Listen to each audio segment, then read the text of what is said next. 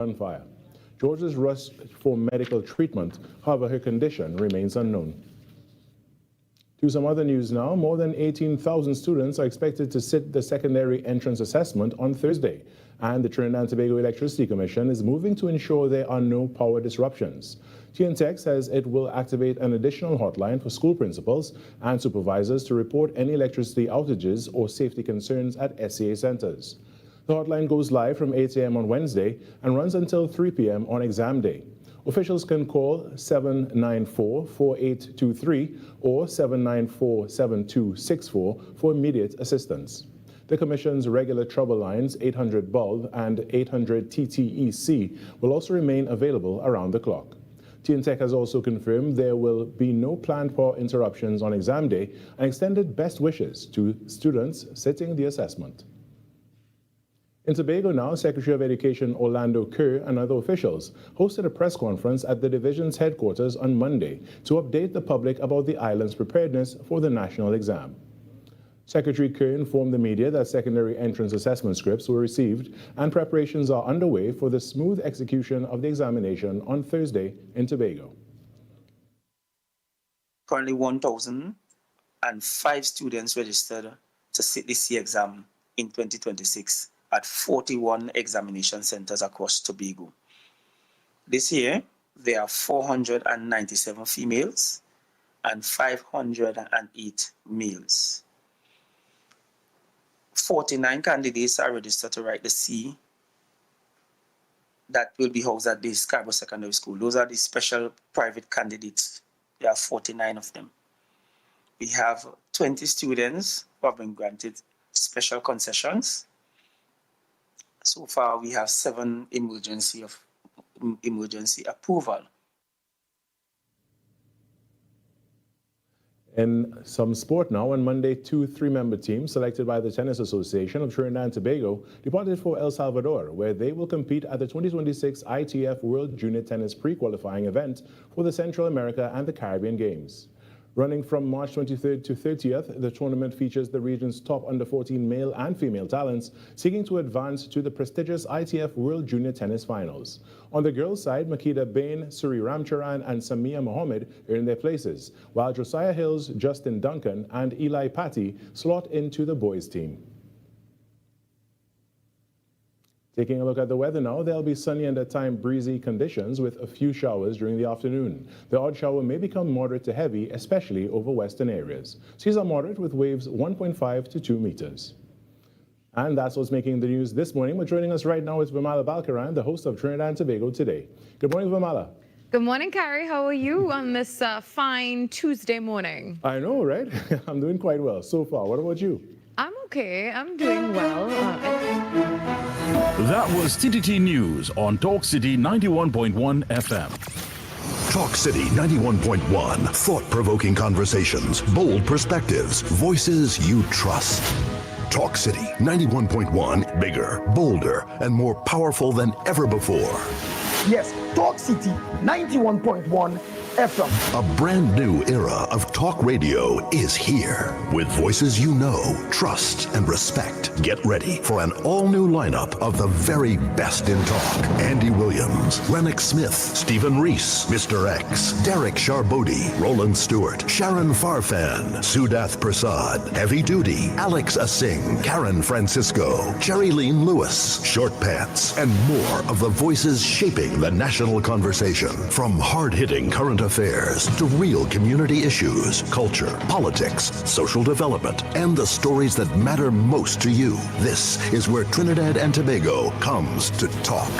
It's all good right here on Talk City 91.1, where we're going to give you something new, something hot every day, Monday to Friday. Listen on 91.1 FM and connect on Facebook, YouTube, and TikTok. Talk City 91.1. Your city, your voice. When it matters, we're there, reporting the news as it happens, because your world can't wait. TTT News, nightly at 7. TTT News, committed, accurate, relevant.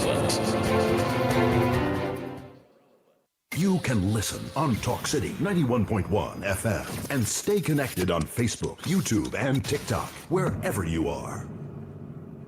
This is Destra, and you're listening to the Ground Report on Talk City. Keep it locked!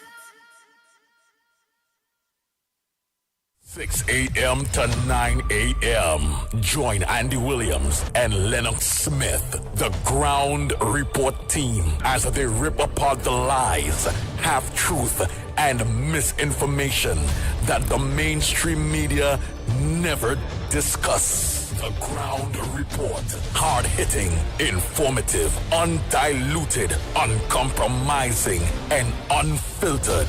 Monday to Friday. Get the raw facts before making any life-changing decisions. Only on The Ground Report.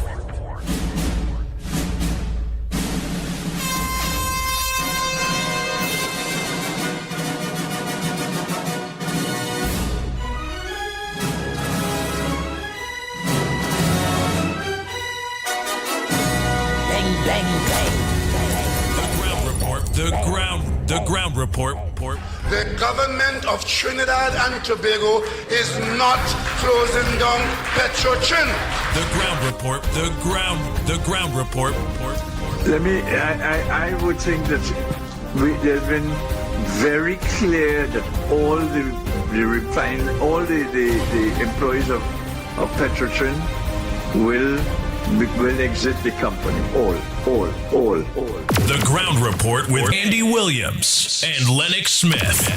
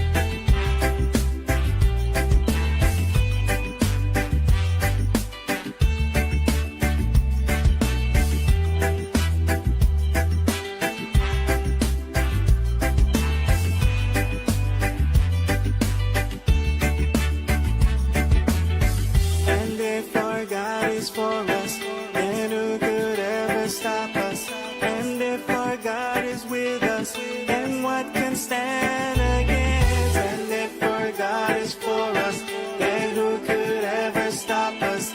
And if our God is with us, then what can stand against? Stand against.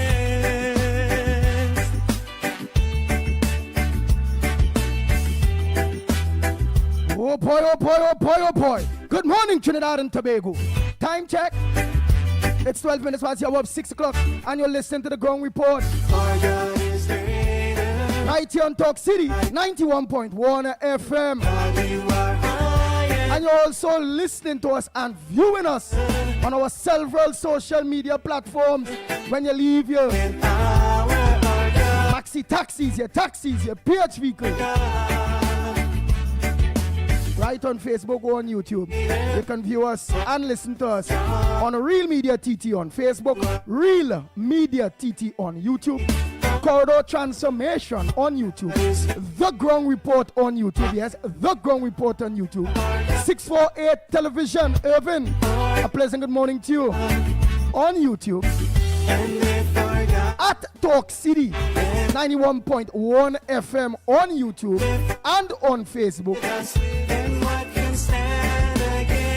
Joel Arias, a pleasant good morning to you.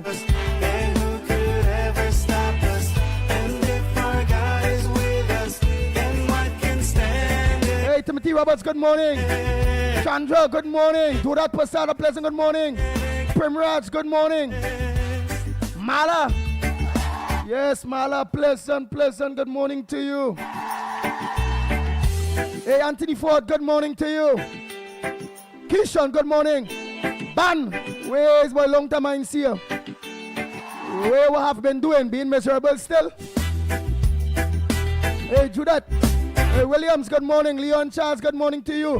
Nadira, how we going? You ain't letting me know, you know. I gotta get back TV for you to let me know what's going on. Or I'll find you on the low. Hey, Don Harilala. Good morning to you, my brother. Open the eyes of the blind. There's no one. Roll Passat, good morning. Bootram John, good morning. None like you. Hey, Vidu, good morning to you. Into the Kanu and Marie, good morning.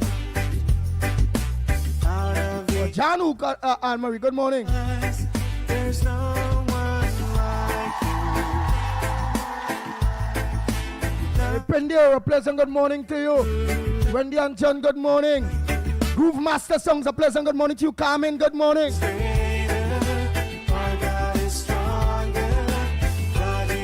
Ja Group, a pleasant good morning to you. Farmer Kane, Kim Fana, good morning. Sandra Lalo, where we are going, a pleasant good morning to you.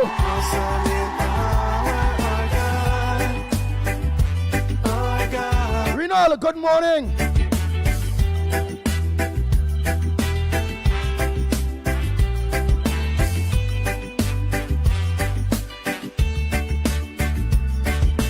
Into the darkness you shine. Hey, Johnny Bell, a pleasant good morning to you. Out of the ashes we rise. There's no one like Bina, good morning to you. Pamela Palu, good morning. you. Hey, Wendy and John, good morning to you. I haven't tell you all about morning quite a while. Just starting the program, eh? Jason Jeffers, good morning. How are you going? Rajpati, Ram Sarupa, pleasant good morning to you. Hey, Kenrick, how are you going? Kenrick Pasada, pleasant good morning to you. Natasha, good morning. Pesat Pasad, good morning. My dear friend, Anne-Marie Amin, a pleasant good morning to you. Just a pleasant good morning, Matilda Rhodes. Marilyn Sicharan, a pleasant good morning to you. Baby, my baby, a pleasant good morning. Teacher Balmain, good morning. Brian Wolf, boy, Well, I don't, you know what's going on there, but wait the hell. Shh. Boy, Lord of mercy. Rudal, good morning to you. And if our God This thing not looking good, boy, Brian. who could ever stop us? And if our God is with us, then what can stand? Michael Figaro, good morning. Eleanor, how are you going? Good morning. Ross, good morning. Ever stop us? And if our God is with us, then Ro, a pleasant good morning to you. Peter Samlal saying a pleasant good morning. Jillian John, good morning. Just School, good morning to you. Nigel Black, a pleasant good morning. Betty, good morning to you. our God is greater. Jamelia Khan, a pleasant good morning. God, you are higher than any. Anthony Haynes, good morning. Samantha, a pleasant good morning. You Brady Bunch, good morning. Dave Maraz, good morning. Michael Scotland, good morning to you. Hafrina Mohammed, a pleasant good morning to you. 007, how are we going? Ryan Ali John, good morning. Ann Moon Sami, a pleasant good morning to you. God, you are higher. Sheldon, good morning to you. Mina, good morning. Awesome in power, our God. Our God. And if Boy. God is for us, then who could ever stop us? And if our God Papa, Otolda, good morning. stand against, and if our God is for us, then who could ever stop us? And if our God is with us, then what can stand against? Stand against.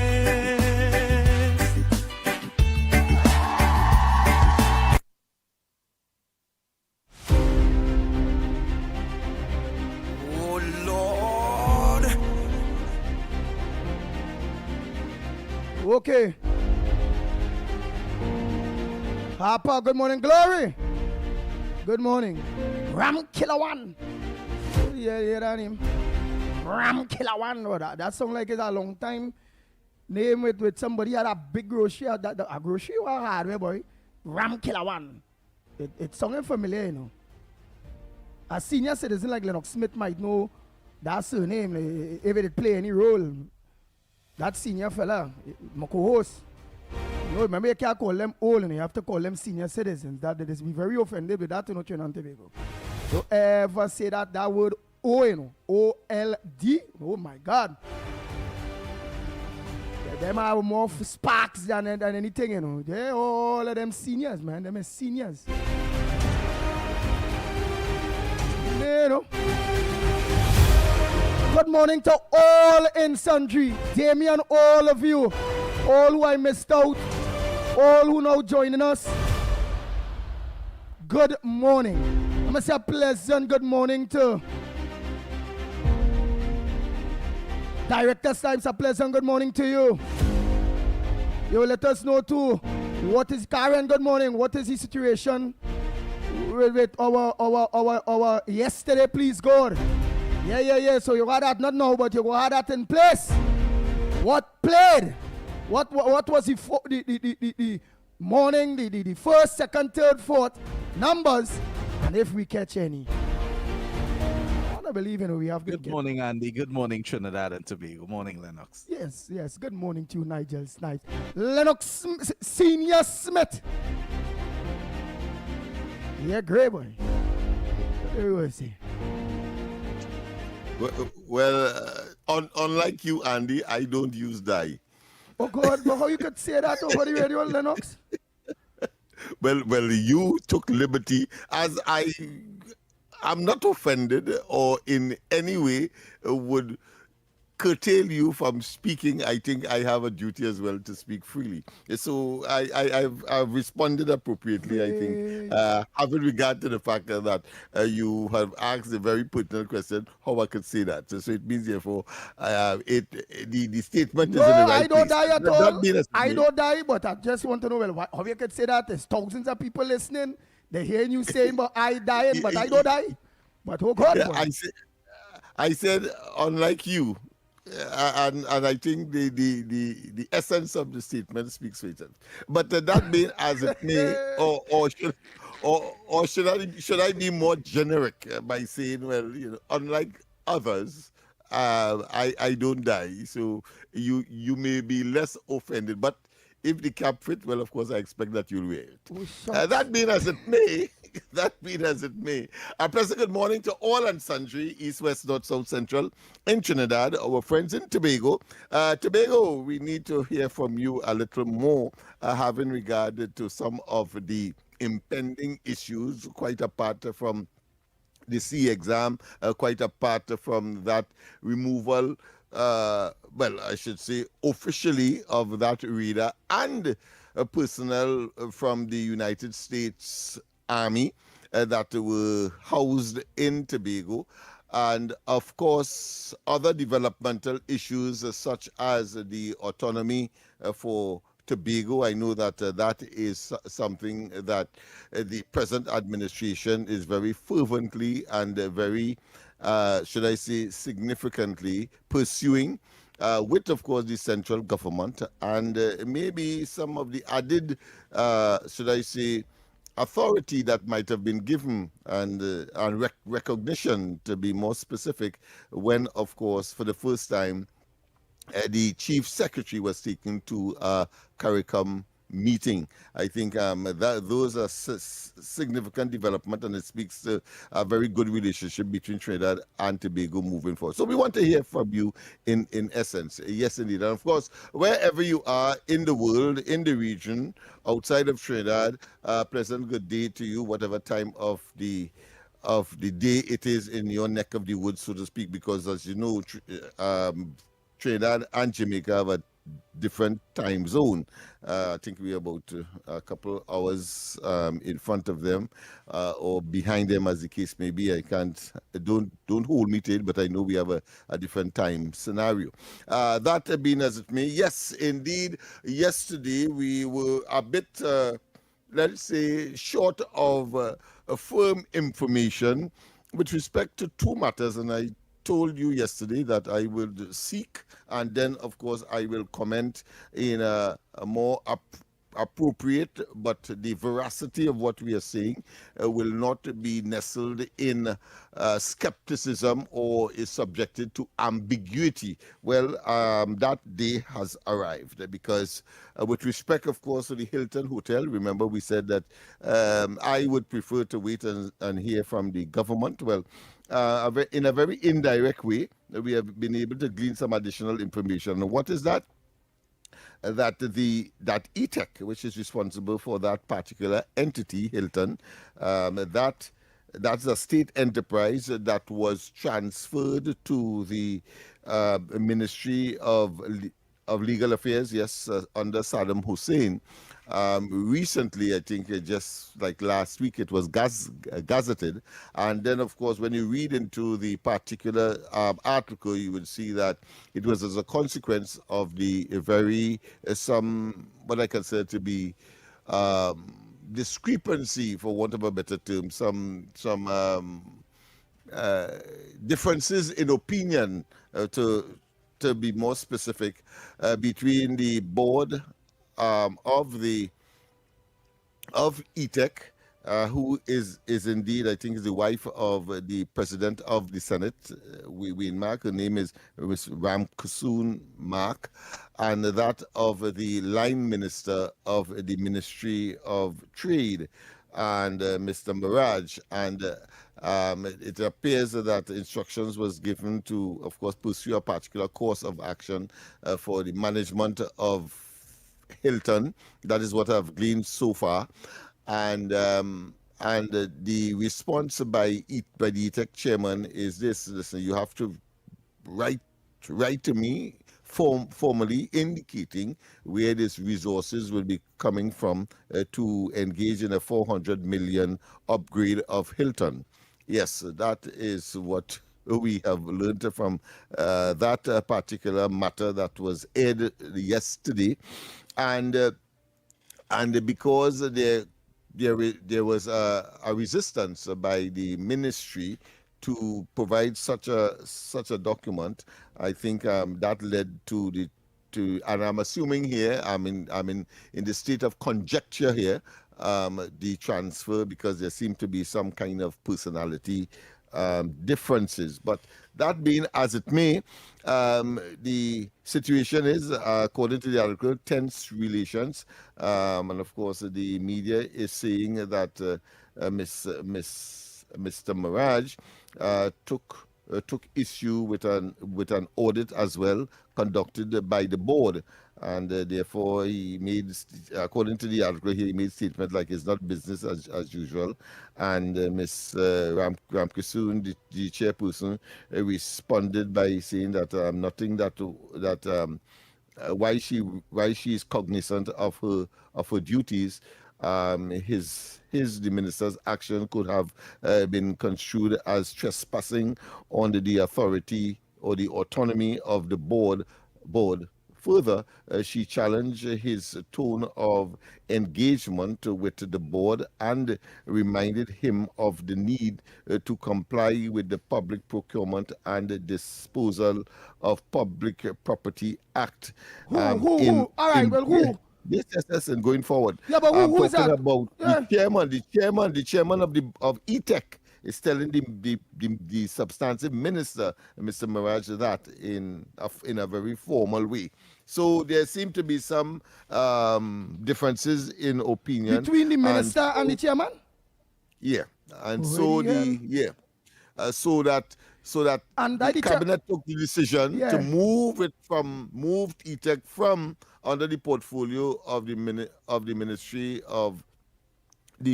that Mr. Mirage is responsible for, that is trade and other matters, to the legal affairs, where Saddam Hussein is the substantive minister. That's essentially what is there. And in the melee, you would understand now, in that scenario, the Hilton say, well, listen, the thing has not reached a certain standard, and therefore that, should I say, procrastination, that deferral scenario, we may well take the decision to get out of Trinidad as far as their franchise is concerned. So that is where we are at. Hopefully that things will be resolved, because there are others who are dealing with Hilton from the outside. Go ahead, go ahead before I talk about the outside. Yeah, but dealing with Hilton, that portfolio was under ETEC.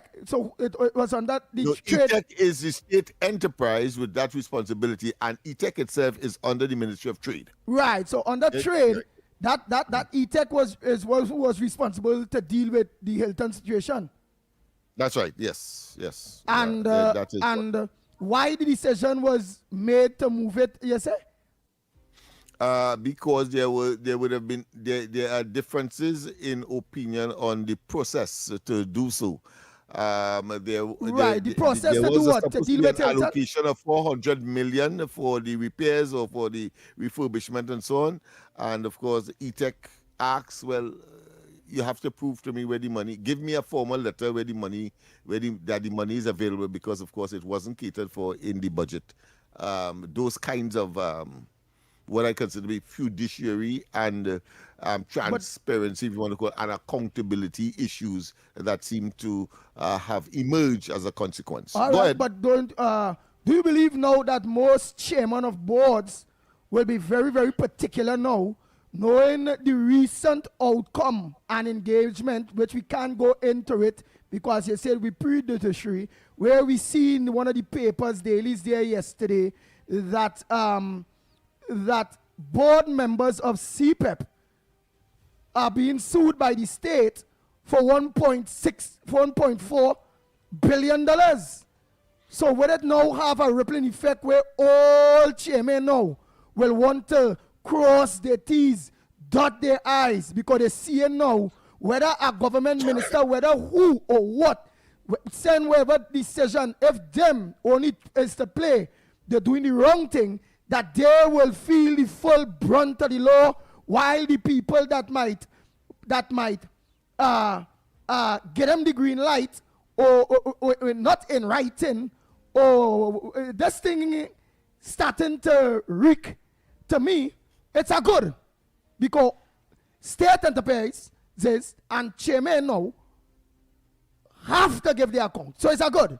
So it's more accountability and transparency and openness when it comes to the people of Trinidad and Tobago.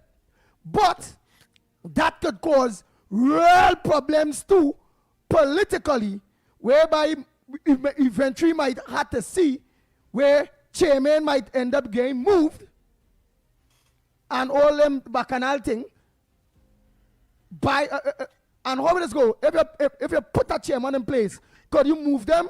Or if they don't, everything could be removed, even a president, of course, and certain. But of course, there must be certain circumstances that the law outlines that provide the basis for such removal.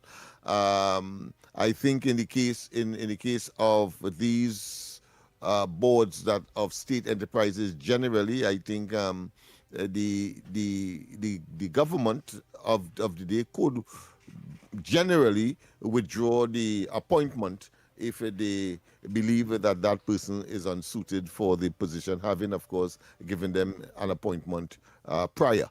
We have to go for a break now, and when we come back, I'm sure that some people are sharpening up their chops. So thus, Dr. Rowley and persons like that, you see, have weighed in on the matter. They may or may not have been privy to what we know now. So you are knowing it now, and you will determine whether or not that creates a sort of stymieding of the movement forward, or is it that these enterprises should stand their ground on the basis of transparency and accountability and their fiduciary responsibility as we move forward, and whether and what impact it will have on the moving of Trinidad and Tobago forward, having regard to the portfolio that these entities have been mandated to execute on behalf of the people and the government. Well, before we go for that break, Trinidad and Tobago,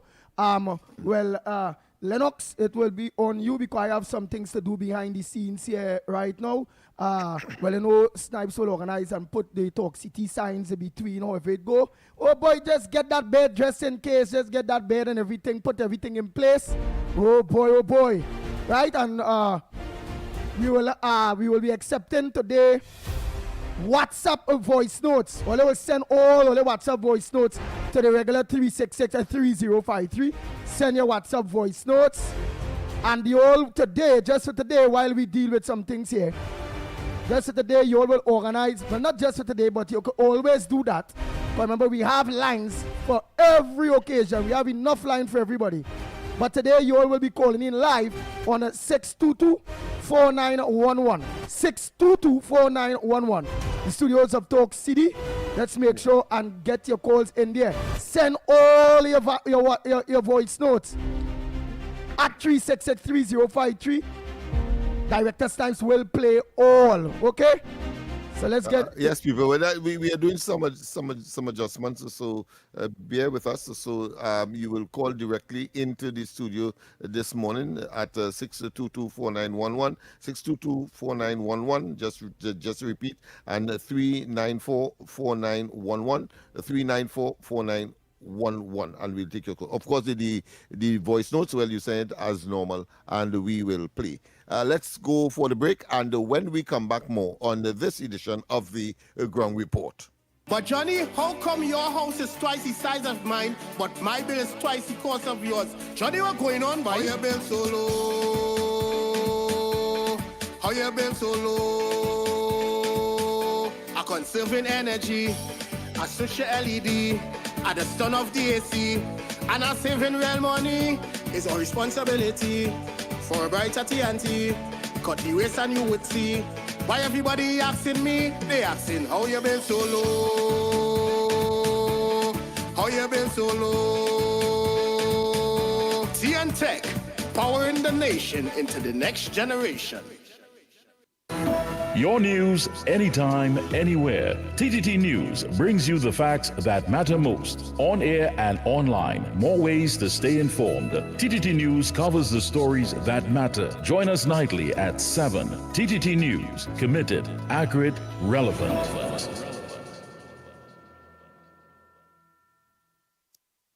Hard questions, honest answers, real conversations from the ground up.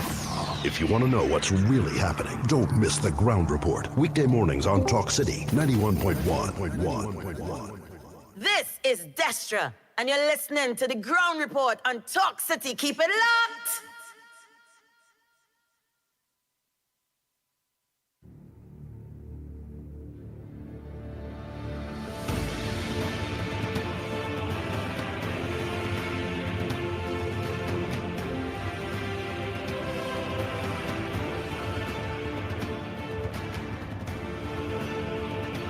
Yes, indeed. Of course, we are back. We are back. Time check is just about 7 minutes to the hour of 7 o'clock.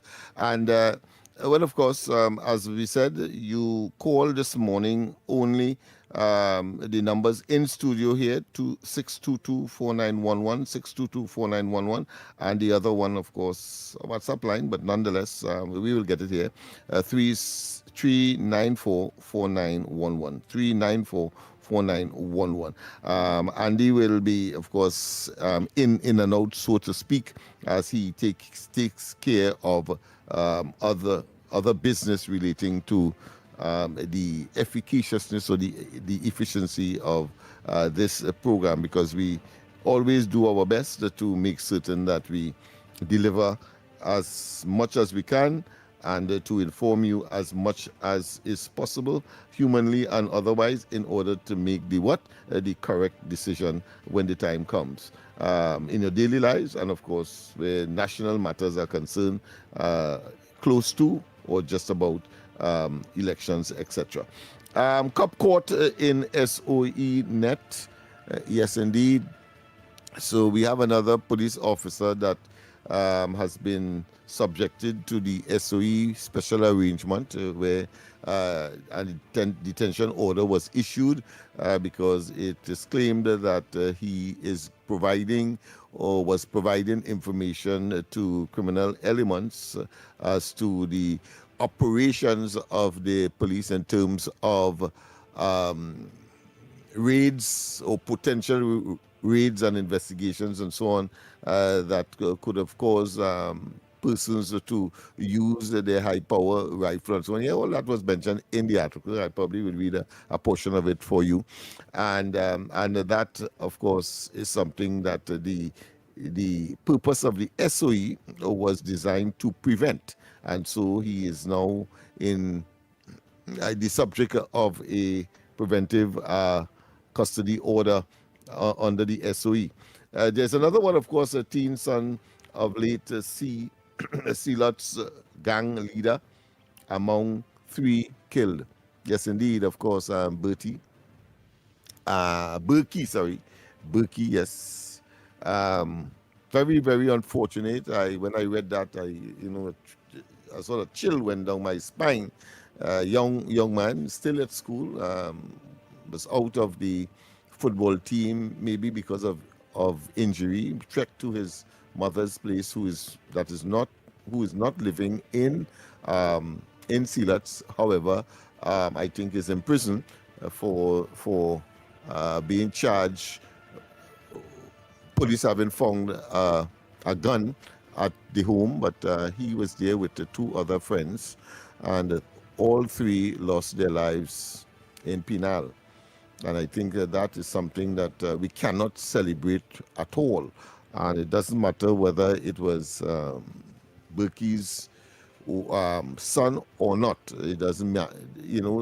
It's a young. I think he's 19 years of age or something of that nature. Very young man. Very young. Yeah. So it's really, really harrowing. And three of them, young people who, not even the prime, I would say, of their lives. I mean, they simply don't know anything, and then to lose your life in that way. And being at school, I think one of them have some 9 subjects as well, but finding it very difficult to get work. And so friends will be friends, irregardless. But I mean, it's very, very unfortunate. I understand that the assailants were disguised as police officers as well. So that impersonation continues to commit crime. and we must be very, very careful. I mean, that's a loud message to the young people in particular, that you have to be very, very, very, very careful about the company that you keep and where you go. And it is, a time that you have to be very, very, very, very careful. One cannot overemphasize that. THA, of course, puts 24 million derelict sanctuary villas for sale. Well, this one too, yesterday, I was a bit confused, frankly, as to one, whether or not it was recent, that development. Well, of course, I now know of the chronology or the history of that particular matter. That is put up for sale, but it was bought at around $24 million by the previous administration in 2023. And it was never used. I think when some of my information would have led me, my investigation would have led me to article or some issue relating to that particular property that was purchased, and questions surrounding it. Something similar to the Chevron property, where the bolt arrangement was made, where the private owner, somebody connected to the PNM, own it. The THA bought it for several $7 million and then lease it back to the original owners in order for them to build on it, and then the THA, I think, is left with a bill over time of over $300 million. I mean, it's pretty awesome in terms of the schemes that they would concoct in order to provide their persons who they prefer, and rather in a acute state of nepotism and cronyism, frankly, and political patronage that the PNM would have been engaged in over the years. Dr. Rory can say what he wants. The fact is that those are realities. And of course, the latest is in Trinidad, when the land, very prime land around the savannah, obliquely opposite Memorial Park, was vested in the private business of the contractor, a friend of Dr. Rowley. He claimed that he was a friend and a financer, talking about NH International. And then that very property being invested in a company designed to specifically get the bank to mortgage it in order to build the headquarters of the Ministry of Health. Yeah, and the state, you and I, must now pay the entire sum ultimately. So these things, I'm sure, will be attracting the attention of the current Attorney General. And as we have seen, CPEP is just the beginning, the nascent stage, the genesis, the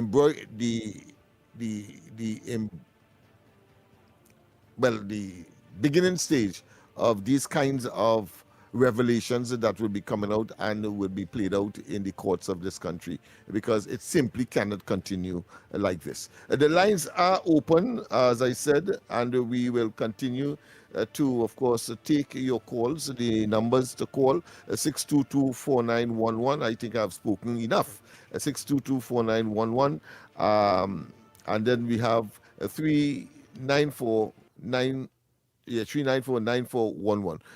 So we'll take your calls, and I don't forget, of course, to provide your voicemails. That will be forwarded to us here in studio, where we will be airing, if not all, but at least the majority of it. And don't forget, of course, we still have the Capich at 7:15, and we have, of course, the word challenge of the day at 8:15, which, of course, I would be hosting, so to speak. So again, numbers to call. You have an opportunity. Andy is not here. I am here, and people, of course, like to accuse me of talking too much. So you have an opportunity to get on the program as early as possible and as elaborate as possible in order for your front burner or non-front burner issue to be aired. I know that the numbers may be new to some, so I'll just repeat them again. 622-4911, 622-4911, and the other number to call 394-4911. All right. We should have gotten a call by now. I wonder if people. We had some people holding on, but they off the lines now. All right, okay, they're off the them line. a couple of seconds ago. All right, okay, so we have a call now. President, good morning. Welcome to the Ground Report. Good morning. Good morning to you, Mr. Lennox. Good morning to you. Andy is there with you, the pitbull? Yes, he's in the background. Yes, he's in the background doing some work, you know. Okay. Our duty Mr. carries us Snipes. all over the place. Go ahead, yes. Okay, Mr. Snipes. Okay. Now, I want to make a suggestion there, my brother, Mr. Lennox. Go ahead. I think the time has come for we to introduce mandatory boot camp for young people. Let me repeat. I think the time has come in Trinidad where the government not have to consider but mandatory boot camp from the age of 10. Because you see what's happening with crime and criminality and young people is gone down every day in this country. And I'm saying when we make it mandatory, for instance, because we have to deal not with the secondary level, but the primary school level. And from the time the teacher and the principal and staff pick up that child, because you remember at that fragile age, they would be able to pick up via the psychologist and whatever have you, that, okay, because you remember children tends to show certain attitude, certain behavioral pattern in school. Yeah, you start seeing it from the age of 7. Yeah. Sorry? You start seeing it from the age of 7. Thank you very much, Mr. Snipes. And you see where I'm going with this. Yeah. And I thank you for engaging me.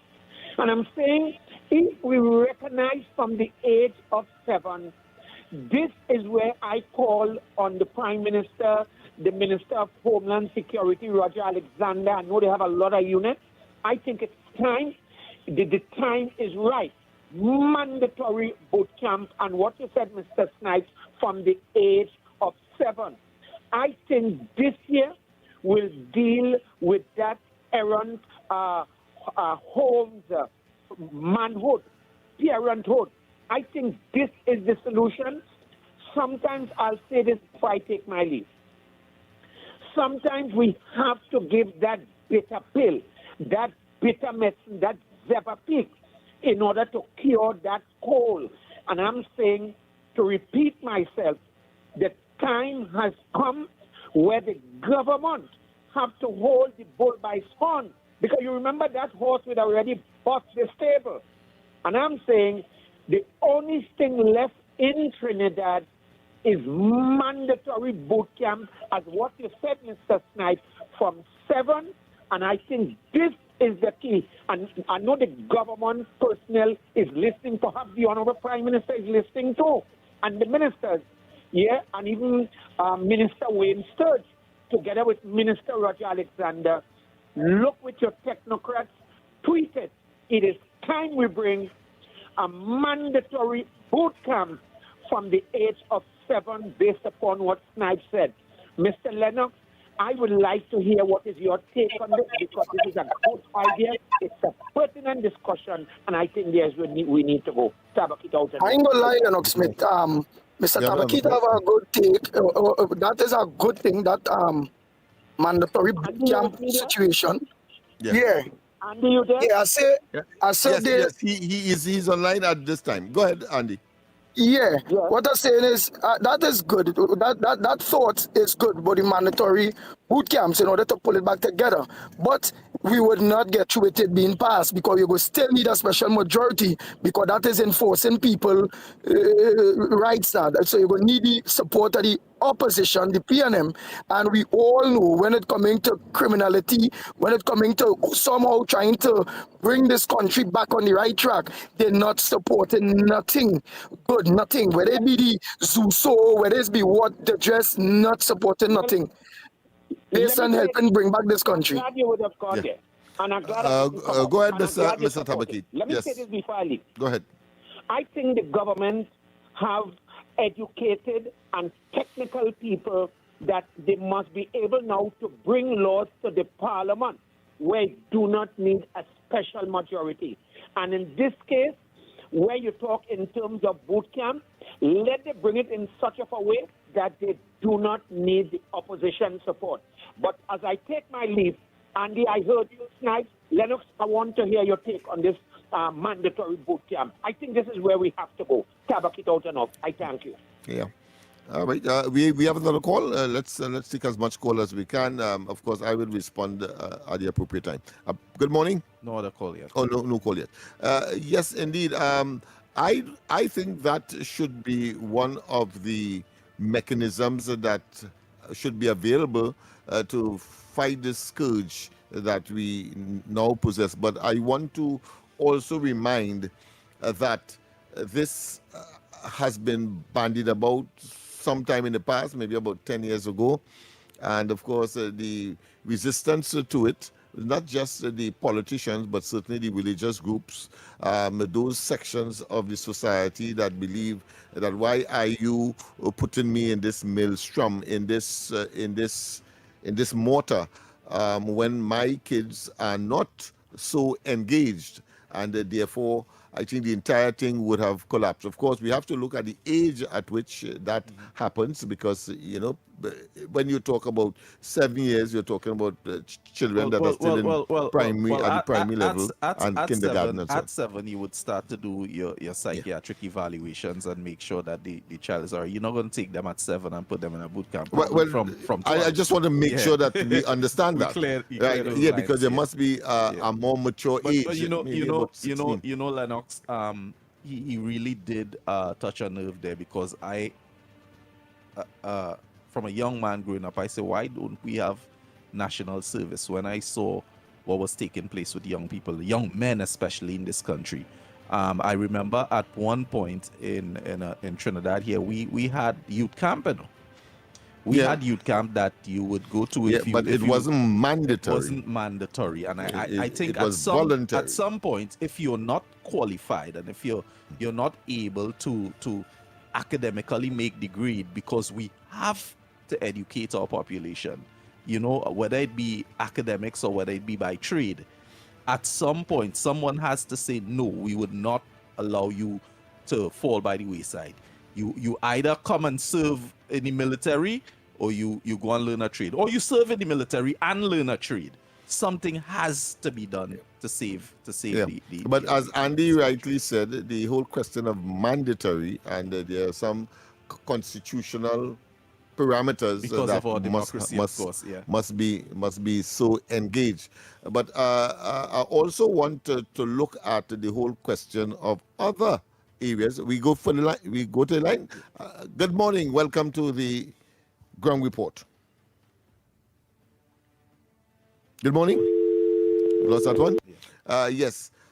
Because we have some other mechanisms that exist right now. In fact, most recently, we talk about parental responsibility laws, and whether or not parents should be vicariously responsible for their child's delinquent behavior. We have all of that. It is hoped that it would have been so stringent and impacting on the parents that they will now monitor where the child goes, who the child associates with, and all of that, whether in what I consider to be downtrodden or depressed communities, or put more specifically what the police describe as crime hotspots areas. But today you cannot talk crime hotspots in any generic way or any specific way, simply because you never could tell. It appears that it is a ubiquitous scenario. All schools, whether it be prestige or otherwise, are reeling from delinquency and indiscipline and violence, etc. All without exception. Of course, there are those who could hide it better than others for reputational reasons. But we know that exists because the society, as the Prime Minister rightly said, has evolved into a very, what I consider to be, hostile one in terms of the violence and the response, or should I say the use of violence to settle disputes and matters. And of course, the manifestation or the greatest or the apex of that really is gang warfare and the borderline issues that are really dedicated, or should I say, circumscribed within these so-called crime hotspots and in the poorer communities of the country. But the fact of the matter is that it is a reality, and it is affecting the economic survivability, the economic expansion, the opportunity for generating employment opportunities. I said that, and I focused on that last night on the corridor transmission. I want to apologize immediately to those persons who were not able to call in. I saw a lot of calls coming in, but we had a challenge there, one, and I thought I should have a monologue to, of course, say how we are going to be going forward from tomorrow, from today, sorry, as far as the corridor transformation is concerned. I thought I should just put in that. Don't forget the numbers to call. We are in studio. You will not be able to get the other numbers where Andy is in charge or in control of. So I wanted to share with you again the numbers to call: 622-4911, 622-4911, right here on Talk City. We have a call there. All right, and then we have as well 394-4911, 394-4911. Yes, so these are some of the 394-4911. I would allow you to make WhatsApp calls there as well. What's great. So you can put in your voicemail in that as well. You can. Okay, yeah. right, beautiful. All right. So let's look at some of the other issues. Home of murdered businessman's son riddled with bullets. Well, we did discuss that yesterday, but it's all in line with the theme of the violence and associated with the young people in particular, and how do we address this matter. And I think the first topic that came up with respect to ETEC and Hilton, and we saw, of course, behind the scenes where decision makers, persons on board, the chairman of ETEC is saying categorically, listen, you're not going to have me engage in a particular activity that will impugn my integrity, having regard, of course, to what has happened with the previous CPEP board and the fact that they are now facing, of course, a civil action pursued by the state. So all of those are part of the mix. Let's go as well, of course, the U.S. soldiers depart Tobago. That is another issue that you probably can look at and want to investigate. We Grandy residents uneasy after Guerra's murder. Well, that is in connection with the son. And that saga continues, huh? Yeah. As a matter at one time I thought the three killings was as a consequence of that, but I realized it's two separate and distinct matters. One in Penal and connected, by extension to Sealots, and then you have, of course, one in Grandy, and then you have this additional shooting of the sons. So we're heading up to the news? Yes, we head up to the news, yes.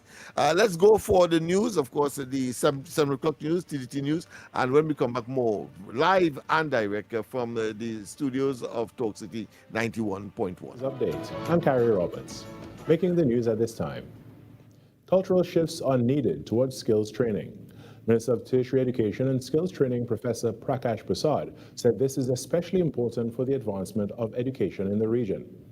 Professor Prasad was delivering the keynote address as CARICOM advances the development of a framework for micro-credentials under the Caribbean Region Registry Roadmap. As a cultural thing, we need to look at this in the Caribbean, that, hierarchy is still very important.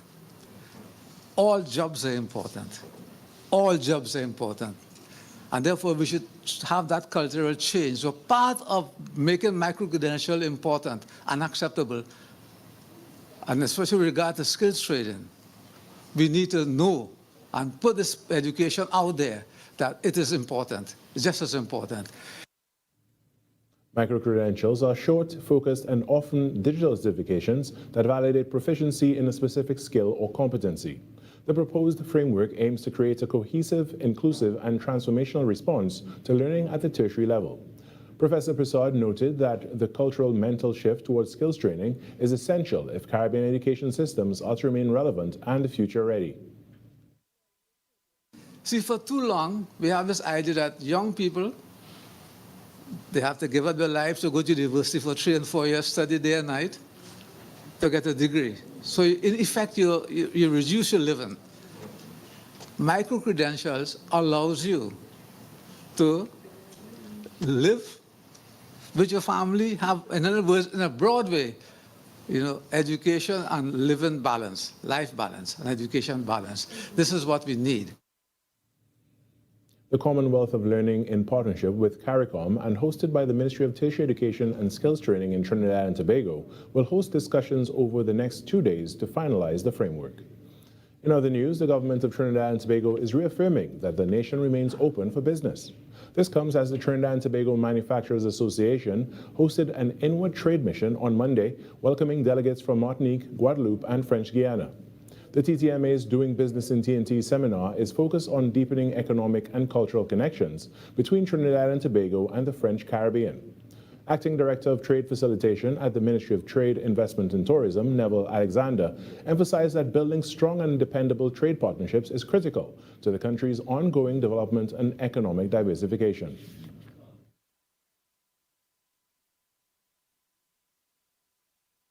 We also want to encourage deeper collaboration and services, particularly tourism services.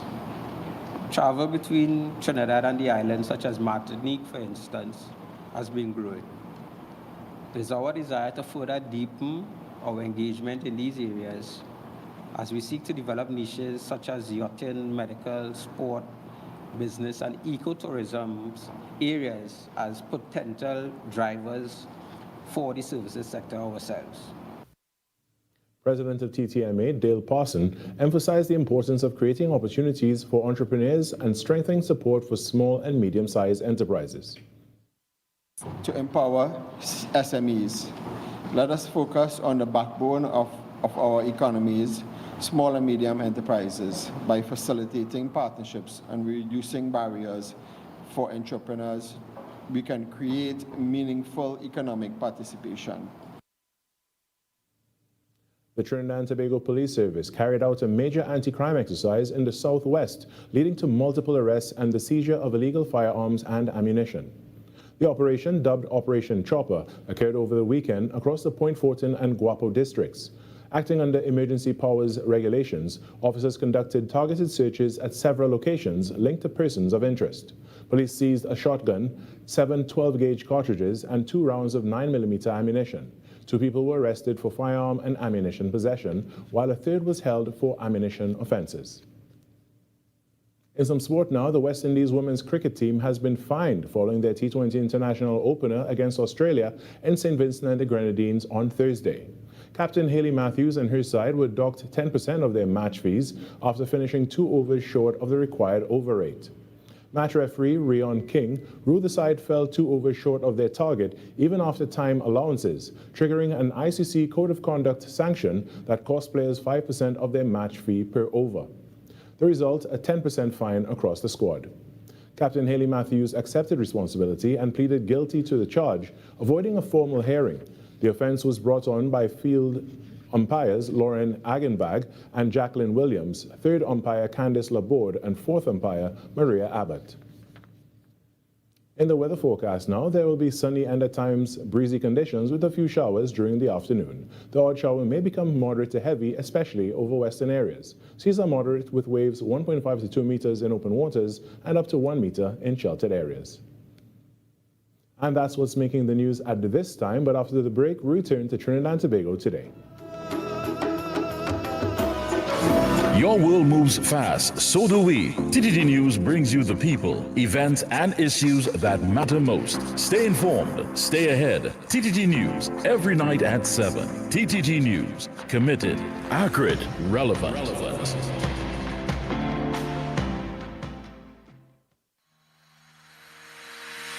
Every morning begins with a story, the headlines you need, the voices you trust, the conversations shaping our nation. Welcome to Trinidad and Tobago Today, where your day starts informed and inspired. News that matters to you, conversations that spark new ideas, stories that move Trinidad and Tobago forward. Tune in weekdays, Monday to Friday at 6 a.m. or join the conversation on any smart device at TNT Today Show. Trinidad and Tobago Today. Start here, exclusively on TTT. From the road to the radio. Talk City 91.1. This is Destra, and you're listening to the Ground Report on Talk City. Keep it locked.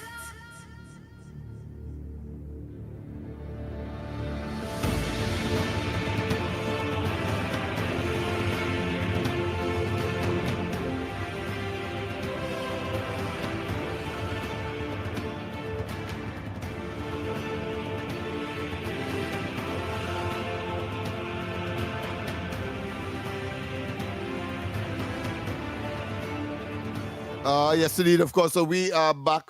Time check is just about 7 minutes past the hour of, closer to 9 minutes past the hour of 7 o'clock. Of course, Andy will be intermittently joining us. He is engaged in matters of improvement, let me put it that way. You know, we always strive for greater heights under the ground report. We lead and others follow in more ways than one. Andy right here. Andy right here. Indeed, Andy yes, right here. Right. I just said that you Yeah, so Andy enjoy Andy right here. intermittently. That's what I said. So Yes. Yeah, I'm saying you are there, but you will join us from time to time. Yeah, but you have to say it like how I go say it, man. When we starting off the program there, you have to say, we are back. Time check. Yeah, with a little thing. It's 8 minutes past the hour of 7 o'clock. I just said that, Andy. You would. But you say it kind of lay back. You have to say it with vibrancy. You're talking as if you wasn't there. I wonder if you was there. No, that is what I think. I hear you saying it too. Not vibrant. You have to say it with vibrancy, man. Say it as a young person, like a youth. Yeah, all right. Well, you have ascribed yourself as a youth, and you said that I am a little older, so you would appreciate that I will be a bit much more circumspect, right? So don't boy, this man is easy, boy. Don't rush me now. Don't rush me, please. All right. When your turn at the crease, clearly you do your thing because of course everybody has their own way of doing things, I suppose. That being as it may, of course, the numbers to call 622-4911 only for today. 622-4911 directly Talk City, and of course 394-4911 WhatsApp as well. I don't know if we have any WhatsApp. Andy, we have any WhatsApp? That organize and send some WhatsApp, man. Same 366-3053. I sent one to Snipes so far. Yeah, I sent one to Snipes so far. So you all don't forget to send your WhatsApp contribution at 366-3053. 366-3053. Make sure to send your WhatsApp contribution. And by the meanwhile, don't forget at 15:15, the pitbull mark for the day. Yeah, man, we had to hear who won yesterday. What is the situation? Yeah, because I know you play. I know Lennox Smith play, so let me don't go there yet.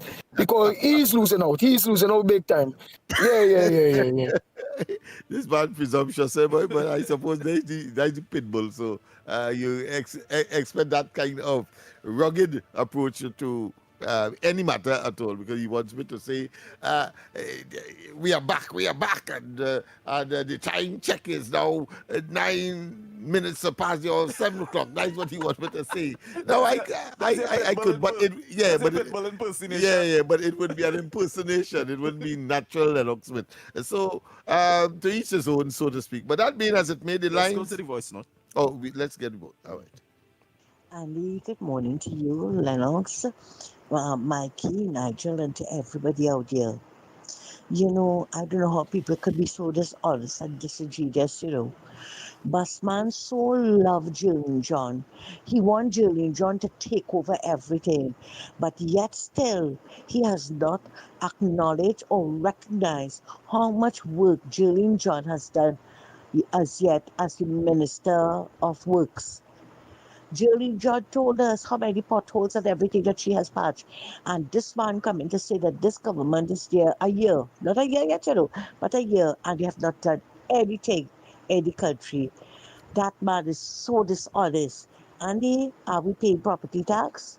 Didn't they strengthen the children's life fund so that parents wouldn't have to be begging with calabash all over the place to raise funds for their children, among other things? You see, that is why we are here to correct the misinformation some of these people are putting out. And I have a challenge for Lennox. Please tell us what is the correct pronunciation for Malizi. Thanks.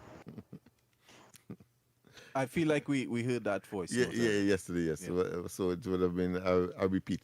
But nonetheless, of course, let me just repeat my response. Balizia. Not Balizé. Balizia.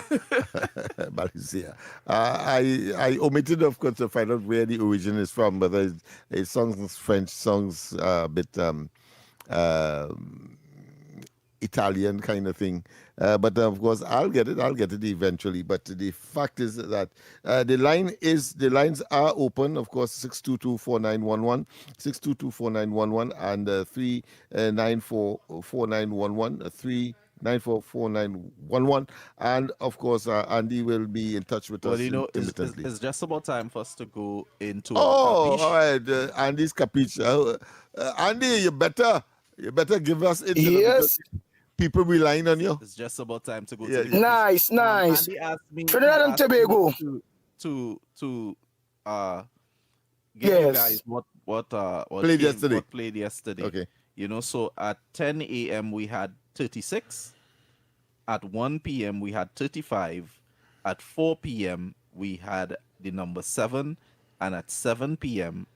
Which is the final draw for the day, we had the number 21. Going back to the marks that we got yesterday inside the Capich, we had number 1 Centipede, number 18 Waterboat, 12 King, 13 Crapo, and Andy's Capich was number 14. And that came, you're saying? Or what came? No, we did. None of the numbers came yesterday. Okay, all right. The winning numbers were 36 at 10 a.m., at 1 p.m. 35, at 4 p.m. 7, and at 7 p.m. number 21. All right, people, this feature, of course, is brought courtesy NLCB. So it's time for you to call in and give us your... We're taking 4 calls. Yes. Give us only make sure and do that, man. Here we're going. I feel today go be because I can understand it. Where's jealousy? Somebody realize that we have been predicting all the marks and them. So I just throw out what I think will be my Capich mark today, you know. We winning all the marks. And somebody have a kind of eye. So today we tying ourselves with blue. You know, when you have a garden, you put a blue bottle, blue this, blue that. Only make sure you put something blue on all here. Make sure. Because somebody jealous of your all winnings and the Capich right here on the ground report. So they tried to stop me yesterday, but today they ain't holding me back. So I let them remind me, don't let them tell me, what is that? Jealousy. One number is that, or they got to tell me in the different numbers that makes up jealousy. That over or something like the walking over to stop me from. Let's get the interpretation. We lost that one. But of course, call in and give us your number for the day that we will announce. Good morning. why it is. I hope it's not a technical problem on this side. But yes, so your duty now is to, of course, we'll take about four numbers, four persons. Call in, give us your number, of course, and Andy will give his capich, so to speak. This is the capich moment, courtesy, of course, NLCB. Yes, the first time you have, of course, a company that is urging you to get their money. Good morning. Hi, good morning. Good morning, gentlemen. Good morning. I get an echo. Yeah, you hearing me? Yes, loud and clear. Loud and clear. What's your number for the day? All right. Is the number? Yes. Okay, but I just said maybe I'll call back then. All right, okay. She doesn't feel lucky today. Good morning. What's your number for today? Lost it. Lost that one. Yes.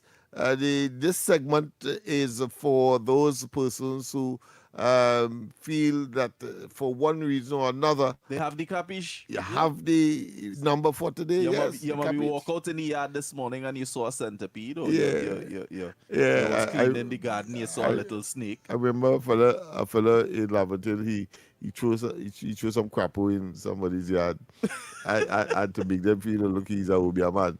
And they gave him that kudos. So he told me, well, this is a fact, sir. He told me that he used to sleep in a coffin and so on to materialize that kind of, or to project that kind of Energy. image. Yeah, the Hello, image. welcome. Good morning. Hello, morning. The mark for today is 29. 29. Okay, so thank you very much for that one.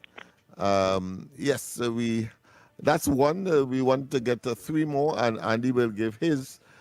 So we conclude this segment, courtesy NLCB. I was making the point that here it is, you have a company that, of course, is sponsoring something that encouraging you to take money from them. I love it. I suppose that's why Andy loved the Capich so much, because it's about a company that is encouraging you to, of course, take money from them. So let's get three others, and then we will move on to your front burner issue and whatever you have to share with us today on the ground report. Andy, as I said, will be with us intermittently for the entire program, but certainly he will be in for the Capich. We have a caller. Good morning. Morning? No call yet. No call yet. All right, yes. So, like, Ole win enough or what? Well, if Ole win enough, I ain't win enough yet, so... Because I ain't say what. Oh, okay. So that's a call? WhatsApp call? All right. Good morning. Good morning. Yes, just stay away. Just move away from your device, so it doesn't echo. Right. Yeah. Or I must reverberate. say I'm a beautiful 77-year-old, Mm-hmm. and I am looking at Queen today, 24. 24. Beautiful. That's beautiful. Have a blessed day. Same to you. I won 21. I won 21 yesterday for $5. Ah, wonderful. I don't know how much money I'm supposed to collect. Oh yeah, because you're like me, you're totally ignorant of what the process is. Tell me if I'm supposed to get 2,000. I hear you. We have to, maybe when one of the callers call in who are the regulars in terms of being familiar with that. They would be able to assist Yeah, you. to assist. But I personally can't. I have not been focused on that at all. Thank you. But thanks very much for your what? What's Queen 24. 24, right? Queen. All right, so we got Queen and we got one before. What was the one before? The one before was 29. 29. And what was that? What does that symbolize? Is 29 horse? Let me check for you. And tell us what it symbolizes as well, because Andy want to know what is jealousy in in the playway stacks, so to speak. I am totally out of it in terms of that. So Those of you who are more aware than Yeah, me. so Trinidad and Tobago, come on, check the voice notes there. I think 2 people send their marks via voice notes and all those various things. And only don't forget, I want to know what is jealousy. We was winning all the time. We have it. We have somebody on. Go ahead, caller. Good morning, Andy. Good morning, Director Snipes and Lennox. Good morning. Lennox, I want advice on Capital to play a mark because I heard I win that mark yesterday because they played 36 and they played 21. Oh my goodness. All right, what is yours this morning? They played 36 and 21. You know what it's called that? Where's that? I can't say it any airways. Okay, I hear you, but just give us the number if it is a number. Advice. Yeah, all right. What number you choosing today? He's gone. He's gone. He's looking for numbers today. He's looking for numbers. He's looking for numbers today. All right. Remember when you call in this segment, you give a number, and of course you very briefly why so that people will have an appreciation. We have space for 2 more numbers. Space for 2 more? Well, 2 more numbers. Yeah. Beautiful. So just 2 more before we ask Andy to give his Capich, and then we will move on. Check the voice notes and see if you get any numbers from voice notes. Let's go. Good morning, Andy. Good morning, Lennox. Good morning, Director Snipes. And I only gain mark. I want advice with Capital. I want more money to play mark. I can't give me nation no mark and me can't play no mark. I want advice with Capital. Well, I suppose, gentlemen, I suppose. Yeah, my mark for today, boy. Okay, we have one. Is 30, boy. 30? Yeah, 30. Okay. I'll go with 30 today. Okay. Like, morning Ground Reporters, morning Andy, and morning Lennox. Thank you very much. 30 I'm going what that 30, mean? boy. What that symbolize? Yeah? House cat. All right. It says house cat. All right. And anybody out there who could satisfy Andy's request, he wants to know what jealousy is in terms of the playway. You can give them numbers again. Yes, indeed, of course. The numbers to call in, don't forget, only this morning, 622-4911, 622-4911, Talk City, right here, you'll get us direct. And, of course, the other number, WhatsApp, 394-4911, 394-4911. And you can still, of course, send something to Andy by way of WhatsApp, which is the 366-3053, which you are much more familiar with, those of you who are the regulars. So 366-3053 if you want to send a WhatsApp note, and we will play it here for you on Talk City 91.1. Yes, indeed, of course, we need one more. Final. Yes, what's the number? My number, boy, Lennox morning, Andy, is 32. Morning. What's that? 32. Money. Oh, 32. Money. All right. Money. And you know why I bought in money? I see Brian Manning's wife making a lot of money from NGC, $125 US per hour. Right. And a fella from Tobago named Jack, a PNM man, was making $70,000 a month. They're trying to fight down Duke with the oil consultancy, so the Mark Boss story jump out. Brian Manning wife getting U.S. foreign exchange, $125 an hour. She made $1.7 million on taxpayers' head. Joel Jack make $1 million on taxpayer head. CNN, that is how the freezing and abusing taxpayers' money. Yeah. What is it dark, as the old people would say, would come to light eventually, because it simply cannot. You cannot hide that. Good morning. All right, so the final here. We have a final here is Andy to give his. So we have 4 now. We have 4. All right, good. So we have 4 numbers, and Andy, your Capich before we move on.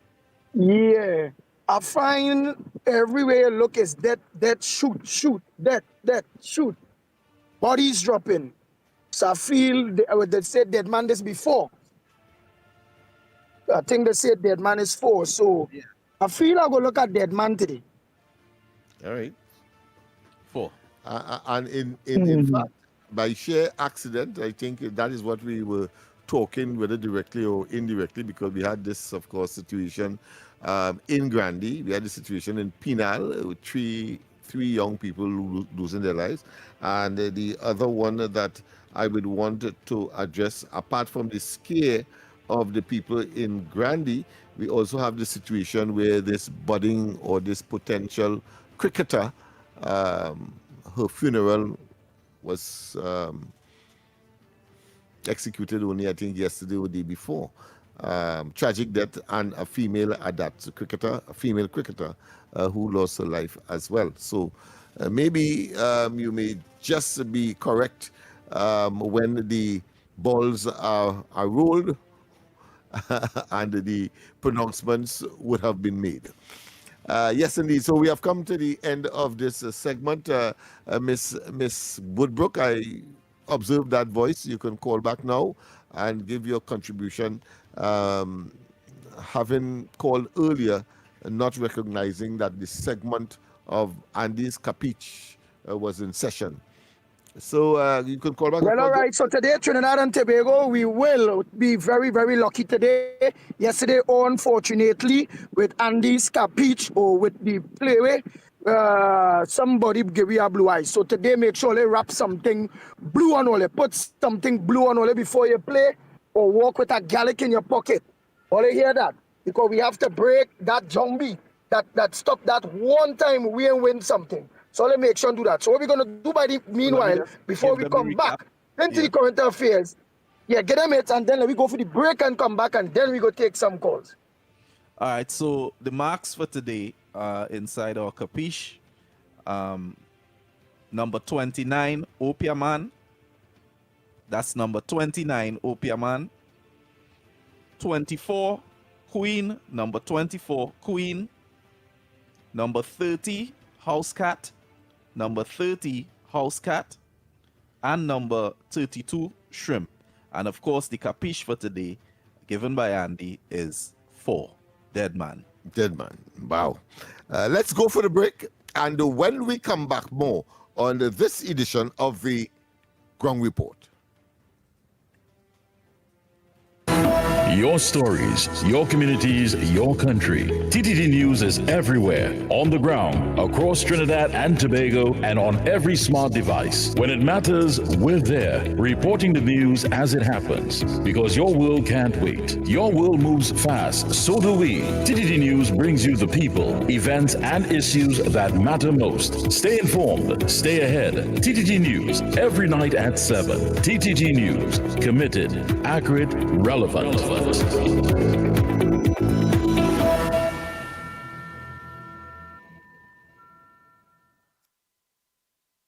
Any views or opinions expressed on the Ground Report are solely those of the hosts and callers and do not represent the views, policies, or official position of Talk City 91.1, its management, or affiliates. This is Destra. Right now you're listening to Talk City 91.1. Keep it locked. Hard questions, honest answers, real conversations from the ground up. If you want to know what's really happening, don't miss the Ground Report. Weekday mornings on Talk City 91.1.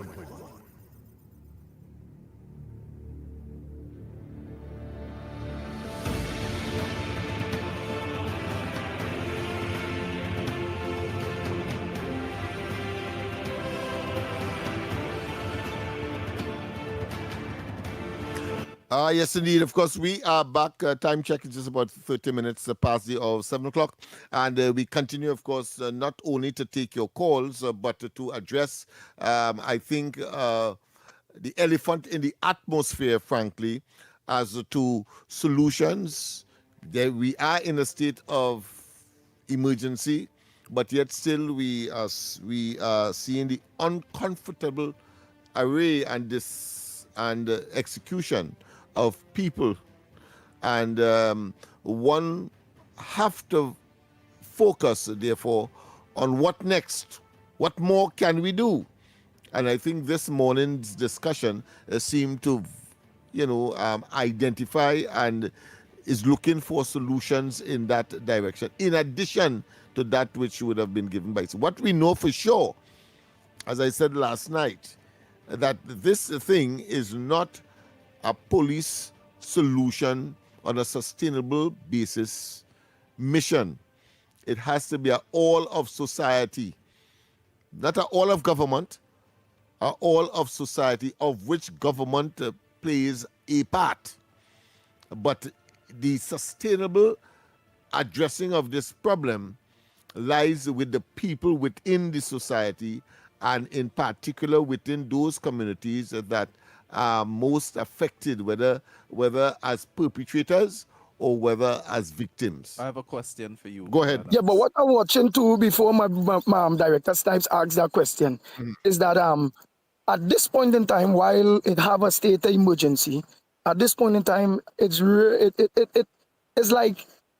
the wild west, and having a state of emergency, knowing that it's the wild west at this point in time, because you see from a businessman to the son home getting attacked, then now you see in one of the supervisors and all get gunned down yesterday, and then you see the soldier get killed, and then they just keep going, it just keep going and going.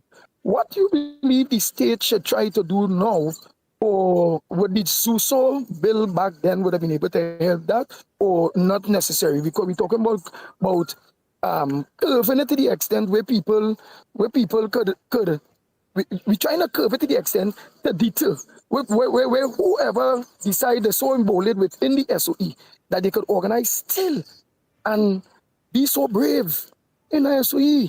So is it that they just don't care? Is it that the state really fail when it comes into crime, and that anybody could die in Trinidad and Tobago? Have we reached that stage where anybody could die anytime and nobody would not be catched? And even if they got a politician, that nobody would not be catched or however it go, because it really and truly very worrying at this point in time. So I just throw out that aspect of this whole set of dead that going on in the country at this point in time. You have Director Snipes, you could go ahead. I was about to ask Lennox or anyone that is locked on right now, is it possible for the government to put certain bills on the back seat and bring forward legislation to actually deal with it? I mean, just put everything else on the back seat and deal with this at this specific time. Or would it be a case where they would decide on something and we would end up in a situation again where they would need a special majority to pass these bills? Because again, I think one of the aspects of these also would have been able to lock down that particular area in which the crime seems to be escalating. And we have seen so far in that Grandy area where because of the incident of this businessman being killed, you have a lot of things spiraling out of that one situation in that area. Revenge killings, the entire community. And while she was speaking there, I was drawn to the fact that here it is, you have two distinct communities, but are traumatized. Penal on the one hand, with those 3 young people being killed, and then Sangre Grande, miles apart. And it suggests that the thing is almost universal. The thing is almost ubiquitous, almost, where anywhere you go, and Andy raised a very valid question, and that is whether or not it is so ingrained, is so prolific that anybody could lose their life at any time for one reason or another, simply because of the frequency of these kinds of acts. Well, we are looking for a solution. And of course, you mentioned the ZOSO. I am of the firm view, and I extrapolated and elaborated last night on the corridor that I am satisfied that the non-presence of ZOSO certainly would have taken away an opportunity for the first time where those elements that, in spite of the trauma, in spite of the challenges, in spite of the presence of the negative elements, criminals, gangs, borderline issues, people are intent on engaging, in spite of all of that, there are people there who are prepared to risk life and limb. And I put myself in that category as well, because I could have been the victim in the first murder for 2026, right at the corner of George and Duke Street, because if the weapon that done something as I might have been not targeted, but let's take this find call. myself not here. But let's go to the lines. President, good morning. We're trying to generate solutions, people. Good morning. Morning. Morning, Andy. Morning, Lennox. Morning, Snipe. Yes, good morning. Now, we talk about these zoos, right? Yes. And we talk about they would have been able to lock down the community. But we under SOE, which is higher, which would have been higher than the SOZO.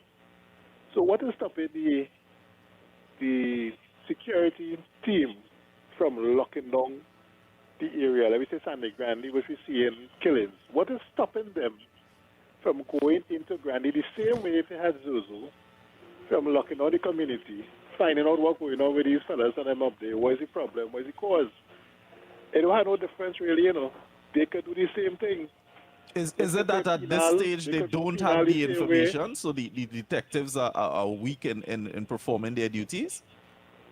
Well, like I'm saying, because if the SOZO now we say could lock down our community, remember our detection rate is very low and have been so for many years. Whether it's high or low, the detection rate is at its lowest point. Right?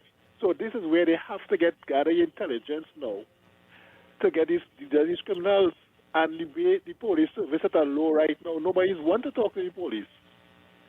Nobody wants to have nothing to the police. So there's some people that are just watching the community go down and then saying nothing because they can't trust the police.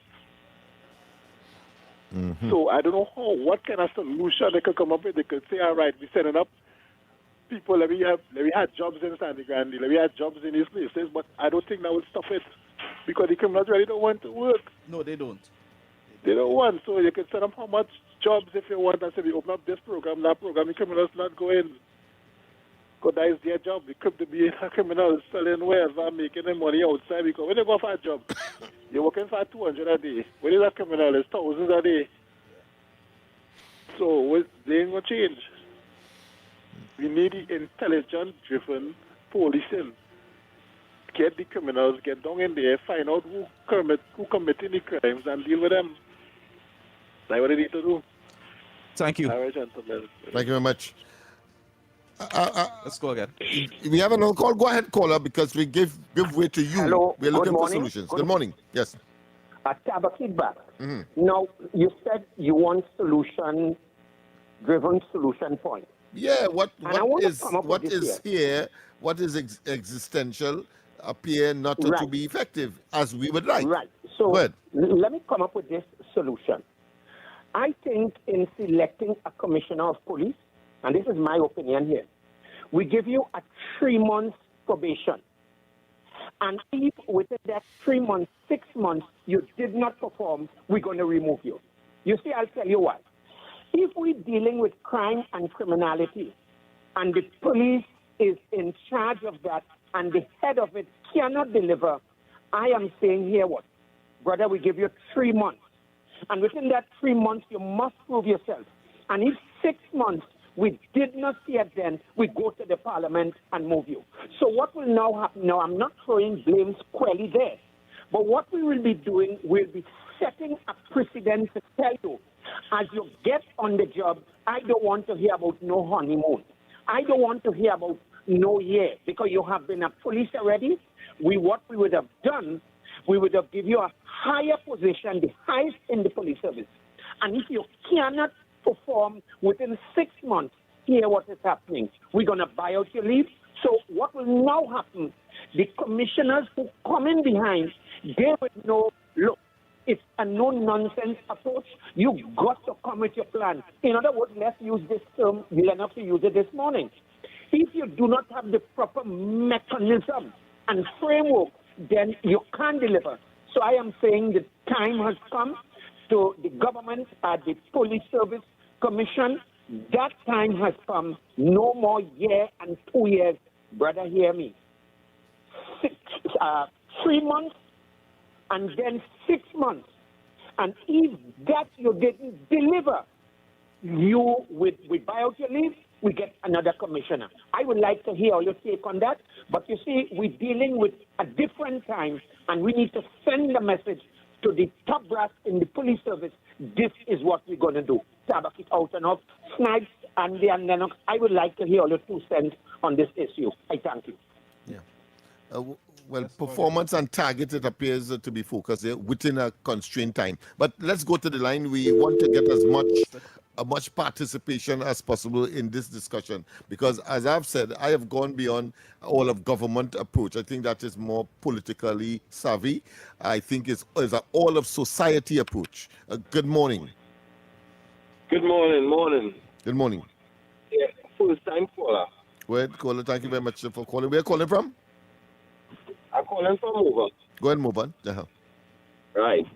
So I am part of the protective services. Right? And we speak about we want to change and stop crime in the country. But really and truly, we're not looking at things holistically. And when I speak about holistically, I am speaking about the judiciary system. For crime to stop or slow down, we must fix the judiciary system. And I'll say that because too much time you have to put your court, and court postpone, and it goes on and on. And one more thing, there's no fear for the criminals. There's no law or punishment put in place for criminals right now. And why I say that is, if a criminal goes into somebody's house and thieves, and they know that the penalty is a hand cut off, you know, it will bring fear into them. You get hold with a weapon, you get 15 years one time. But that could only happen if the judiciary system is fixed. Right? Only have a blessing.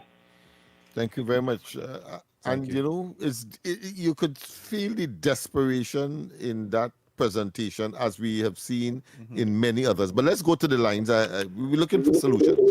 Good morning. Hi, good morning. Good morning, gentlemen. Good morning. I'm going to leave out to again. Yes. You know, guys, I don't know. We are a population of 1.4 million. And yet you're going to tell me, when I look in the outer world of hundreds of millions, and when any crime is committed, they find the perpetrators. Is it a case where we can't do it, or we don't want to do it? Why is we supposed to have intelligent people? We have criminologists, we have analysts, everybody that's just come and talk a certain negative after the government make a decision. Nobody coming with solutions. Why we cannot find solutions here to deal with this crime situation? You know why? Simply because there are no consequences. Yesterday I heard they held 11 people with this SOE thing, including a policeman, right? What they're going to do, they're going to hold them until the state of emergency finishes, and then they're going to let them go?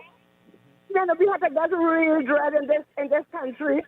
The reason why everybody doing things and getting away because they know they can do what they want, when they want, how they want. They will lock them up, feed them, and have them comfortable for a month or two, and then they tail back on the road to commit the crime, right? We need to get dread in this place. We need to get police like in the days when we had Randolph Burrell. Or you know who the criminals are. It's time to break down door, break down fence, do what all you have to do to get them. And when they see all this serious, they will have respect for the law. You understand? This is a softness and talk. And as if there is no solution to this problem, there is a solution. The solution, and I heard the Minister of Justice saying that they're going to revive certain things in the judiciary. Do that. When you hold them Monday, by the next week they should be in court, and by the next week they should be in jail, because all of them who committing the crime, they don't want to be in jail, you know. That's not, we're not a ban of helpless, illiterate people. We have judges, we have magistrates, we have everybody, we have police. Why it is this kind of situation cannot be under control? You know why? Because we're not seeing on the television. We hold John Monday, he going to jail for 20 years. We hold this one, we hanging them. That is the problem. No consequences. And let me go on before I go. Look at Floyd when he killed the man. Then they killed Floyd in New York. A year after the case was called, and the police in jail for life. You hear anybody here ever charge? You hear anybody here ever get locked up? They're holding them, they're getting them bail, and then next week they're back out, and not one from them government ministers back down making a jail. Hey, we have to get serious in this place, yeah? And we have to get dread, yeah? Blessings, gentlemen, you're doing a good program, yeah? We have to get real serious in this place now. Blessings. Thank you very much for that contribution. We have another call because what we are getting, Snipes, is a level of desperation and intolerance. You think the observation that there's no consequence and the observation that the detection rate is low is desperate? Because of the solutions that are being preferred. Take them now, shoot them down, etc., etc. That is what I'm. You mean that old policing style? Yeah, that has produced, in spite of that, in the past, because that is history. Mm-hmm. But listen, we still grappling with the same problem today. Mm-hmm. So therefore, one can say that didn't work either. One can say that the 9 persons that were hanged, suspending, of course, all of Trinidad and Tobago's commitment to international conventions was suspended when Ramesh Lawrence Moraj was Attorney General.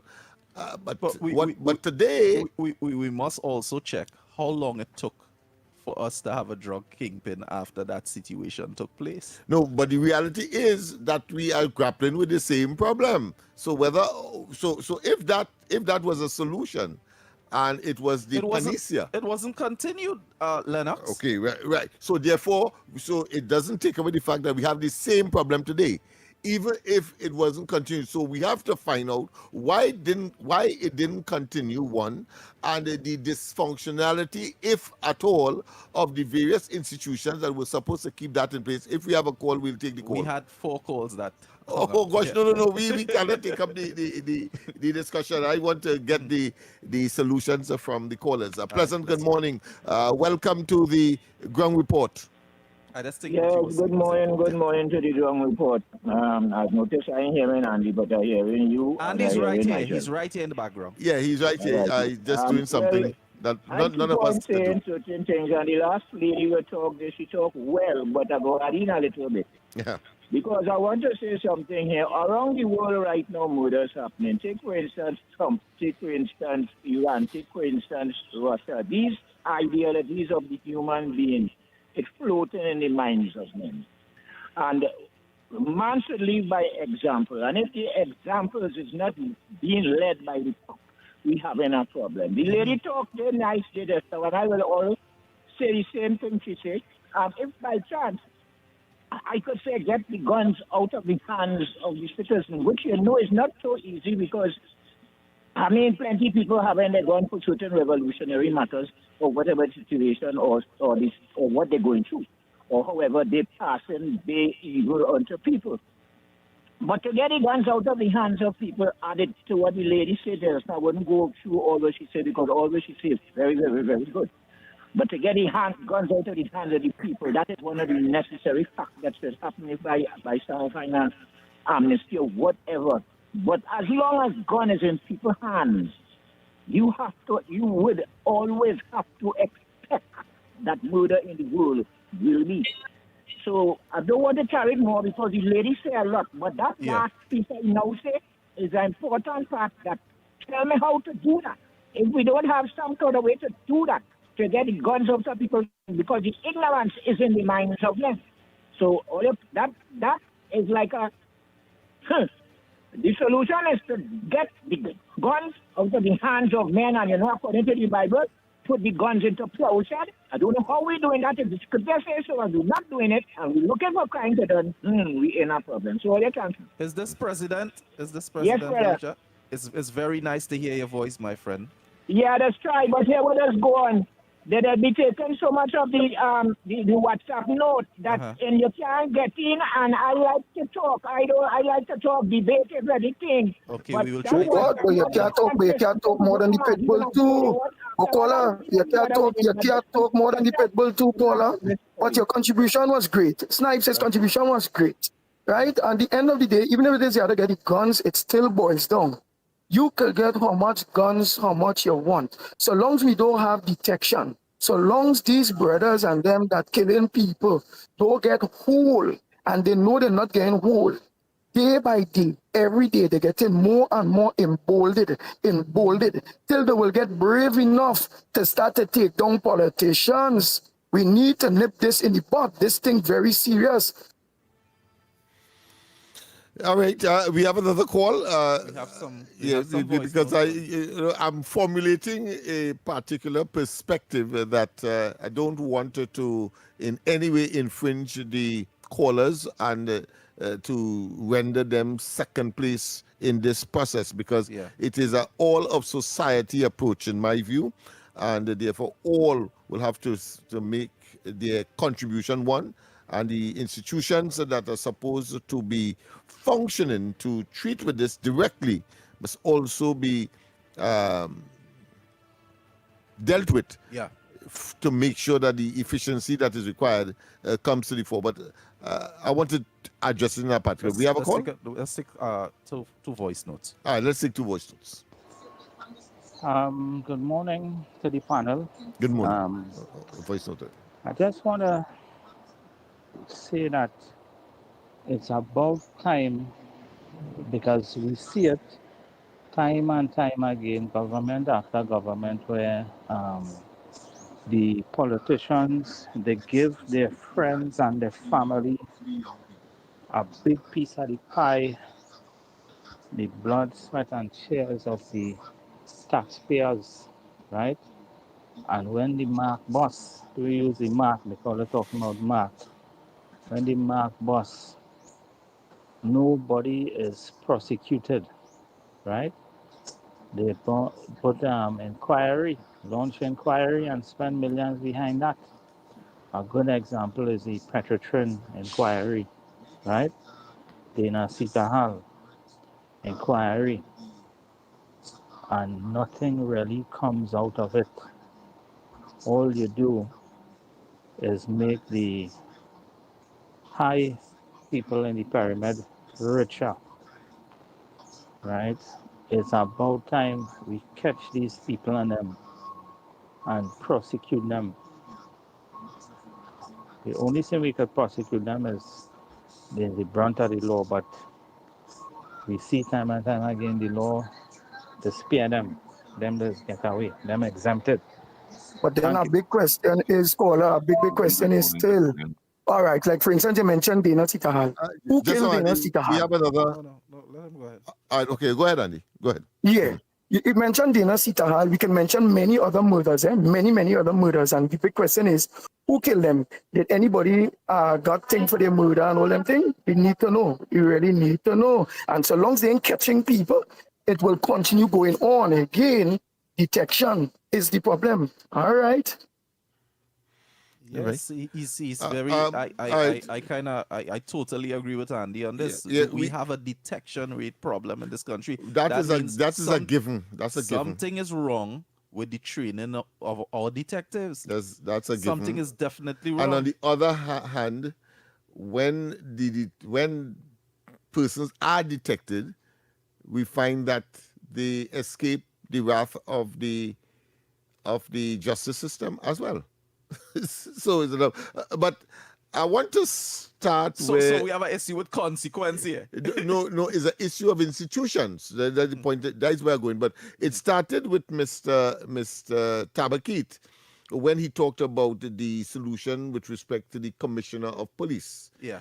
And that the commissioner of police should be given his task, his portfolio must be task-oriented, it must be time-specific, and it must be evaluated based on the task that is supposed to be accomplished within a particular time in order for his validity to be recognized, and the basis for which he must continue in office. I like that, because you see, the same has to be applied to all of the other institutions, not just the police.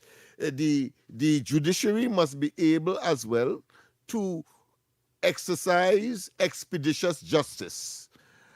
When there is even though we have a 5% detection, but those who are detected must not remain in the system 10 and 15 years before they meet justice. The ground seems to believe that it falls on the head of the police commissioner, and that is not true. When the police do their job and they bring someone to the forefront, we have lawyers and we have a system that is set up to make sure that we follow through on what has to be done. No, I'll come into that. Yeah. I'll come into that. That has not, escaped me. The police commissioner in this country, in this Trinidad and Tobago, has been getting licks since the beginning of time over his back. When the issue really is with our judicial system. No. Well, I'm saying that it's all the systems. That's the point I'm making. So I've started with the police. I talked about the judicial system itself because of the delay and so on. The prison system in terms of rehabilitation, in terms of even the church involvement, the family involvement, has the rehabilitation the schools system involvement in the prison ever existed? That's the point I'm making. Did that ever exist in this country? It appears that what we are talking about is dysfunctional institutions, what the sociologists call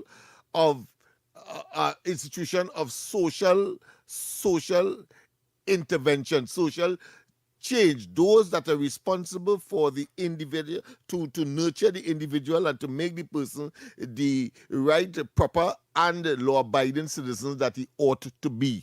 The institution, the family has a role to play, the church has a role to play, the schools have a role to play, the judiciary or magistracy or what you want to call that system has a role to play. The government as an institution has a role to play. So if you have a breakdown in any one or all of them, as it appears to be, then chaos and mayhem will subsume, or should I say, consume all of us. And that is where I think we are. We have to focus. Yeah, that's what I'm saying. So we have to focus on getting these institutions, because the laws are there. And the laws cannot function by themselves, the law on the books. But it is a human being inside of these respective institutions who are expected, of course, to play their role in terms of keeping the society on the straight and narrow. And once these are functioning as we seem to be insisting and have observed that they are not, then and only then. So therefore, the consciousness of the various institutions, mommy and daddy, the consciousness of the... Which is the beginning. Yeah, that's where it is. Where you are expected to learn the value and the morals and the ethics and all of the other rudimentary elements that would prepare you to interact with your fellow man, because human beings are gregarious animals, meaning that they live in community. They are social animals, and therefore, sorry for the term human beings would like to be called animals, but let's, for the purposes of discussion and for the firmness that we want to address this issue of dysfunctionality of institutions, we need to understand that everybody must now play their part, and those persons inside of this of the system who are the heads, whether it be commissioner of police, or the chief judge, whether it be the prime minister, everybody have to play. But let's go for the news, and when we come back more. I'm Carrie Roberts, making the news at this time.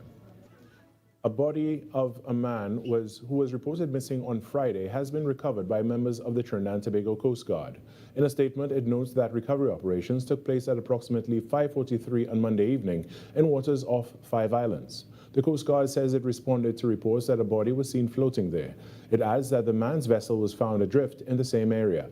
The Coast Guard says the matter was handed over to the relevant authorities for further investigations. In other news, concerns are being raised about unregistered drugs entering Trinidad and Tobago, with the Pharmacy Board warning that stronger oversight and enforcement may be needed to protect public health.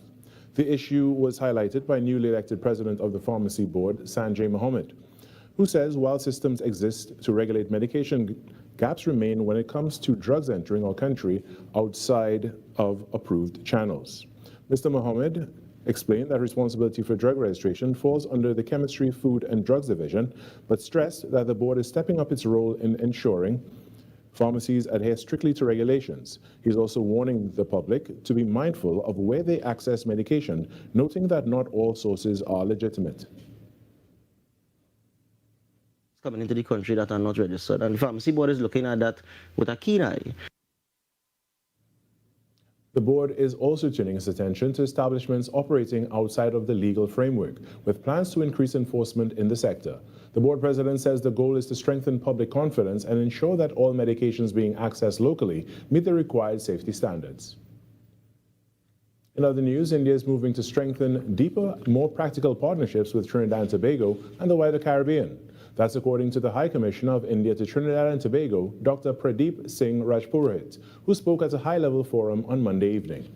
The event was hosted by the University of the West Indies St. Augustine campus in collaboration with the High Commission of India and examined how recent diplomatic engagements can translate into stronger cooperation in trade, education, technology, and development.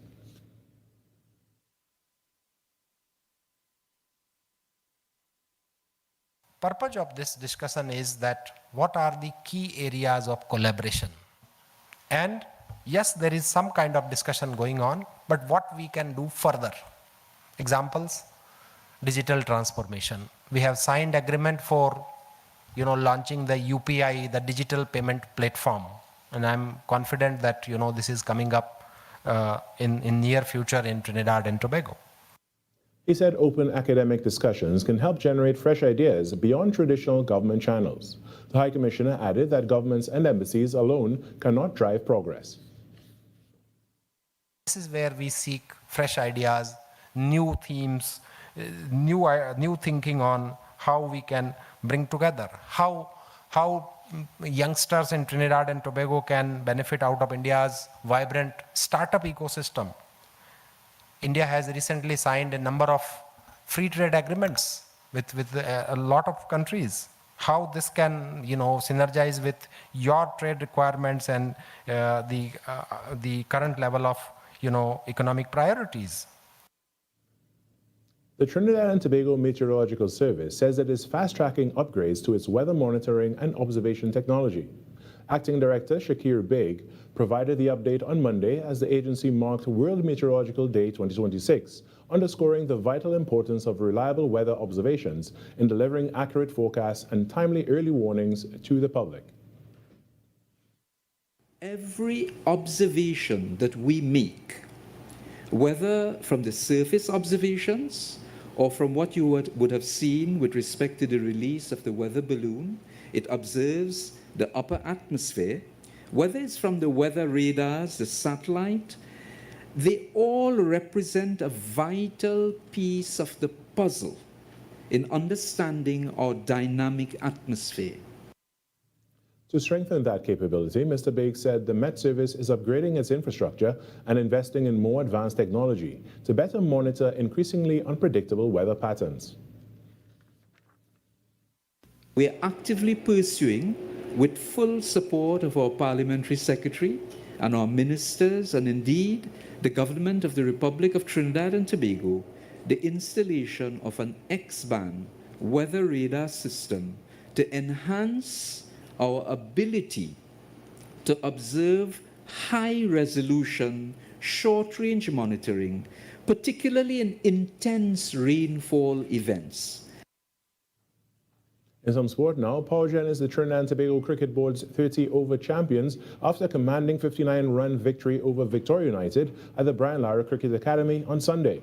Winning the toss and choosing to field first, a decision that Victoria United would come to regret, Jeremy Solozano anchored the PowerGen innings with a brilliant 75 runs off just 63 deliveries, striking 4 fours and 3 sixes, as PowerGen posted 224 for 9 in their 30 overs. Bowling for Victoria, Chadion Raymond took 3 for 43. In reply, Victoria United were never in the hunt.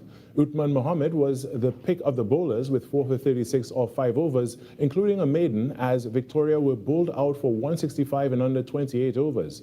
Eton Bal was their top scorer with 40. Victoria's Chadion Raymond took the Best Fielder award, and PowerGen's Jeremy Solozano was named Man of the Match.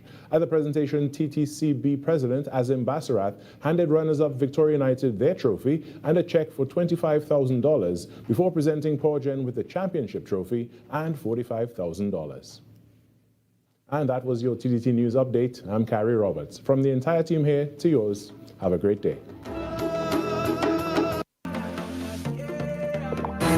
Your news, anytime, anywhere. TTT News brings you the facts that matter most. On air and online. More ways to stay informed. TTT News covers the stories that matter. Join us nightly at 7. TTT News. Committed, accurate, relevant. Tune in to the Holy Trinity Cathedral program on Talk City 91.1 FM every Wednesday at 9 p.m. Mark your calendar. It's a great way to stay connected with the spiritual reflections, uplifting messages, and community updates right here with us on Talk City 91.1 FM. Wake up to the issues that matter most on The Ground Report. Join Andy Williams and Lennox Smith every morning from 6 to 9 a.m. for real talk, real analysis, and real perspectives on the stories shaping our nation. News, current affairs, and voices from the ground, unfiltered and unapologetic. That's The Ground Report. Weekday mornings on Talk City 91.1, where the conversation begins.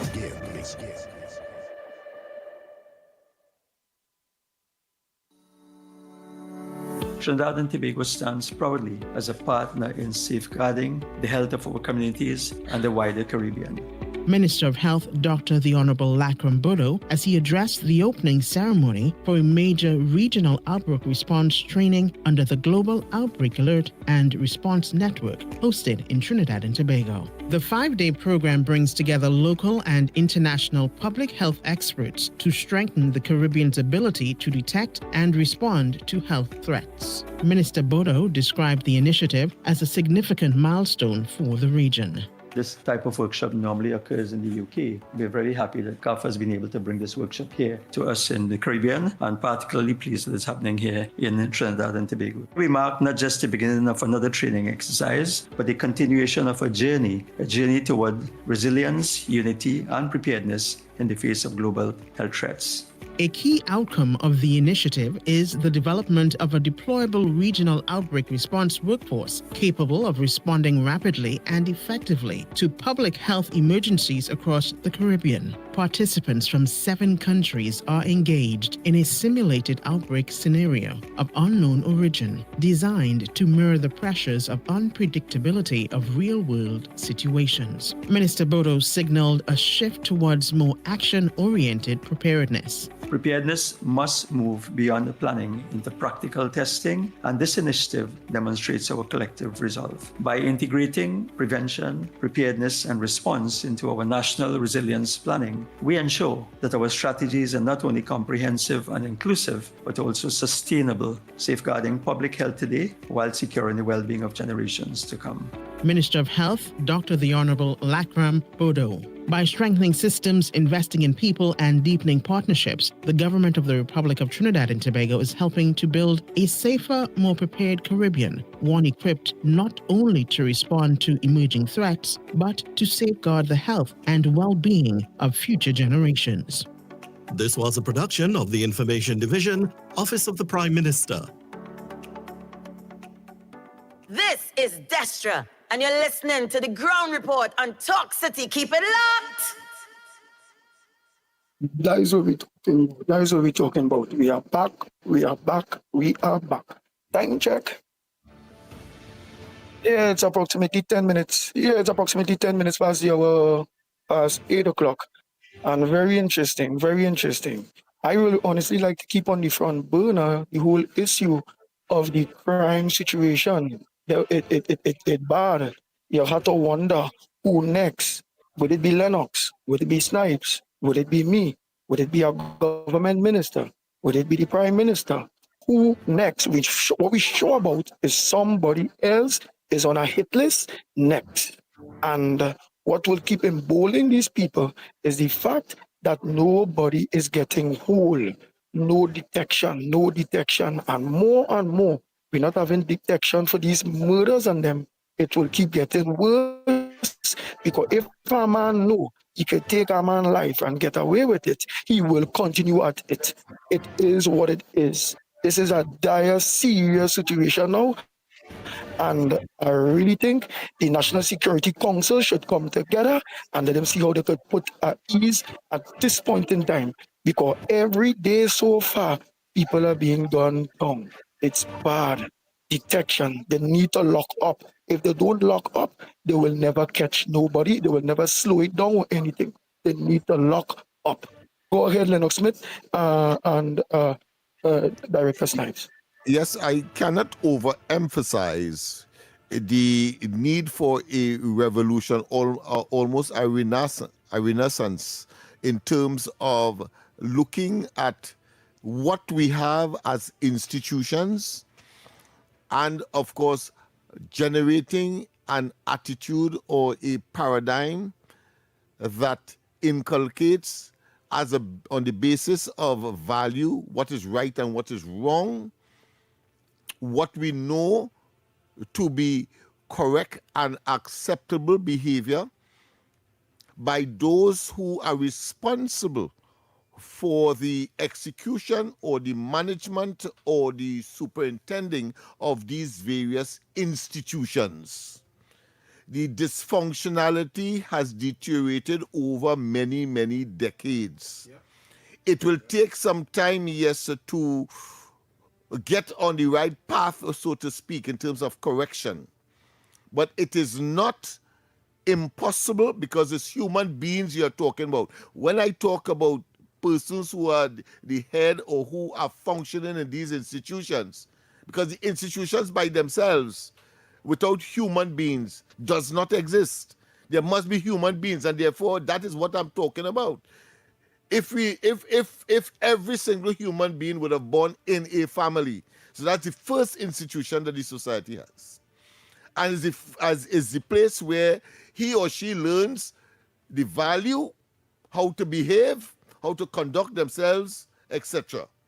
But if that breaks down, and breaking down here is specific people, I am talking here about if mommy and daddy does not direct that offspring to, let's say, make up the bed, for example, using a very simple example, after they would have slept on it, say the prayer or whatever religious doctrine that they would subscribe to, or on a moral basis, do not stretch your hand where it can't reach. Say good morning, say good evening. Do not take that which is not yours. And then in the schools, when they would have come out of the family environment and go to the schools, those values continues to be inculcated. But more importantly, on their way to and from school, leaving the house, the neighborhood itself, and the people who they encounter from time to time demonstrate similar values, similar adherence to these strict principles. We will have less responsibility for the judiciary, the police, etc. But whenever that raises its head and the child veer off the straight and narrow, the police must be there to, of course... Well, let me ask you something, Lennox. and then the prison, and then the judiciary, and we can go on and on. That is what I'm talking about. The dysfunctionality clearly has been not looked at in the way that we ought to. Government come, government go. Go ahead, Andy. Right, but Lennox, my big question to you still is, all we're saying is installing that morals to get back something of it go. It done gone. The ship have left the state barn, or the horse have bolted out the stable. However it go, that done gone. How now are we going to deal with it? Where that done gone? Here it is. They coming out, they killing people. Birds, they know they're not going to get catch. You understand? How Listen now carefully. should it? Yeah. Go ahead. Listen carefully. I accept the fact that there is a category, because we have done the research. So I start talking here now from an academic and a practical perspective. I would like you to wrap that up to get to your segment. Yes. Quickly, we have categories of persons at different levels of, let's say, deterioration. But it does not take away, first and foremost, the fact that it's human beings in these institutions, control these institutions, that they themselves first must make the change. But if there are those who have gone on beyond and is the subject of concern for the society now, then there are other mechanisms to treat with that. But first and foremost, you must deal with a revolution within these institutions by those who are in charge of these institutions. That's the first thing. That is the most palpable thing. And then you deal, of course, with those who are not prepared to conform. Then, of course, there is a place for them. We know that, the prison. But those who can be reformed, then they will have to conform, because the institutions have insisted that they must conform to the principles for which the institutions was created within the context of functionality within the society for a better place. All right, let's go. Of course, we have reached the stage. Sorry about that, people. We'll definitely continue the conversations after the segment. After the word of the word challenge for today. You can call in. Let me just give you the numbers again. The numbers to call, of course, is 622-4911. 622-4911. Very, very, very sensitive, should I say, issues that are being discussed today, and it has to be ventilated. 622-4911. 622-4911. Remember, only these numbers you can get today. And 394-4911. 394-4911. You can call, of course, for the word challenge now. I would prefer, yesterday I think I started off, but let me say my word for today if we don't have a call before. We have a call? All the lines are lit up. All right, good. Well, let's hear yours before I give mine. Hello, welcome. My modern gentleman and Mr. Lennox Smith, my former colleague from the Youth Office in Sealot. Anyhow, my word today is Aleximaitia. Alex what?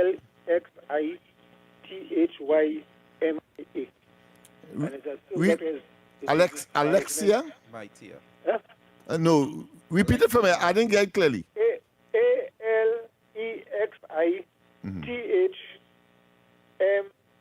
Alexithymia. Alexithymia. Alex, go. How do I know that, boy? Alexithymia.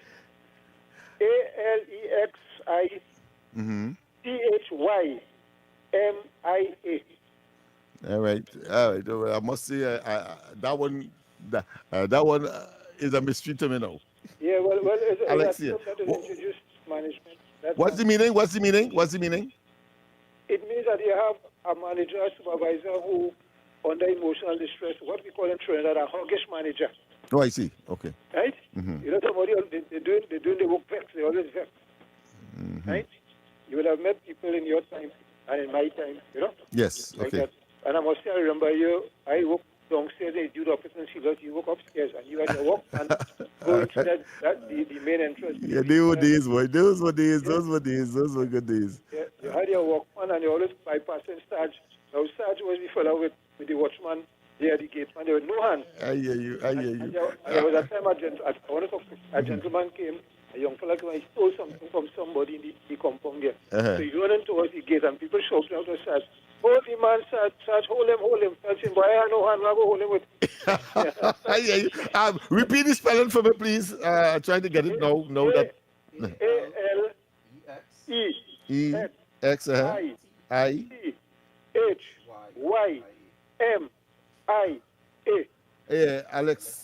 Alexia Themia. All right, Alexithymia. Now, I know that word at all.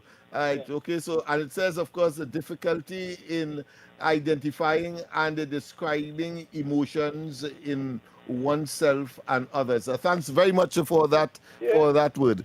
Yes, sir. But I have call you now because we must I hear you. I hear you, yes. Youth had a society, because youth had a lot of positive impacts, but it had negatives, of course. Yes. Right? And me and you may be the lone survivors from that organization, because who went migrate died. Yeah, okay. Yeah, Thank you, caller. Alexithymia. Your word. My word, of course, a very, very simple one. It diversify, right? Of course, different parts diversify. You change from time to time. Very, very simple. You hear that word in the diversifying the economy. Well, it means that, of course, putting it into different parts and introducing different things. So diversify, right? So branch, you could call it, of course. Branch out. So you give the word and you give the answer? Yeah, I normally do that. You were supposed to allow for someone to answer. No. I answer theirs, but they don't necessarily have to answer mine. Okay. Yeah, but if there's another person that has another word, I am prepared, of course, to take now as well. I want to say that get close to your dictionary, whether it be an electronic one, whether it be a hard copy, your Oxford Dictionary, get one. And when this time comes around, because it is about sharing information, is about I don't propose or know everything, and therefore it'd be nice when you challenge me. I can now, of course, learn something, and you would learn something from me, and in that environment we will begin the process of changing Trinidad and Tobago, because this is what this is all about. The entire conversation today is about how we can prefer or bring forward solutions.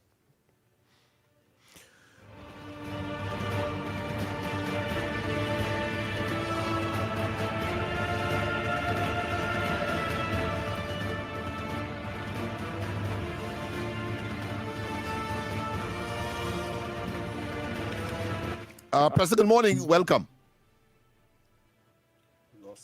We lost that one.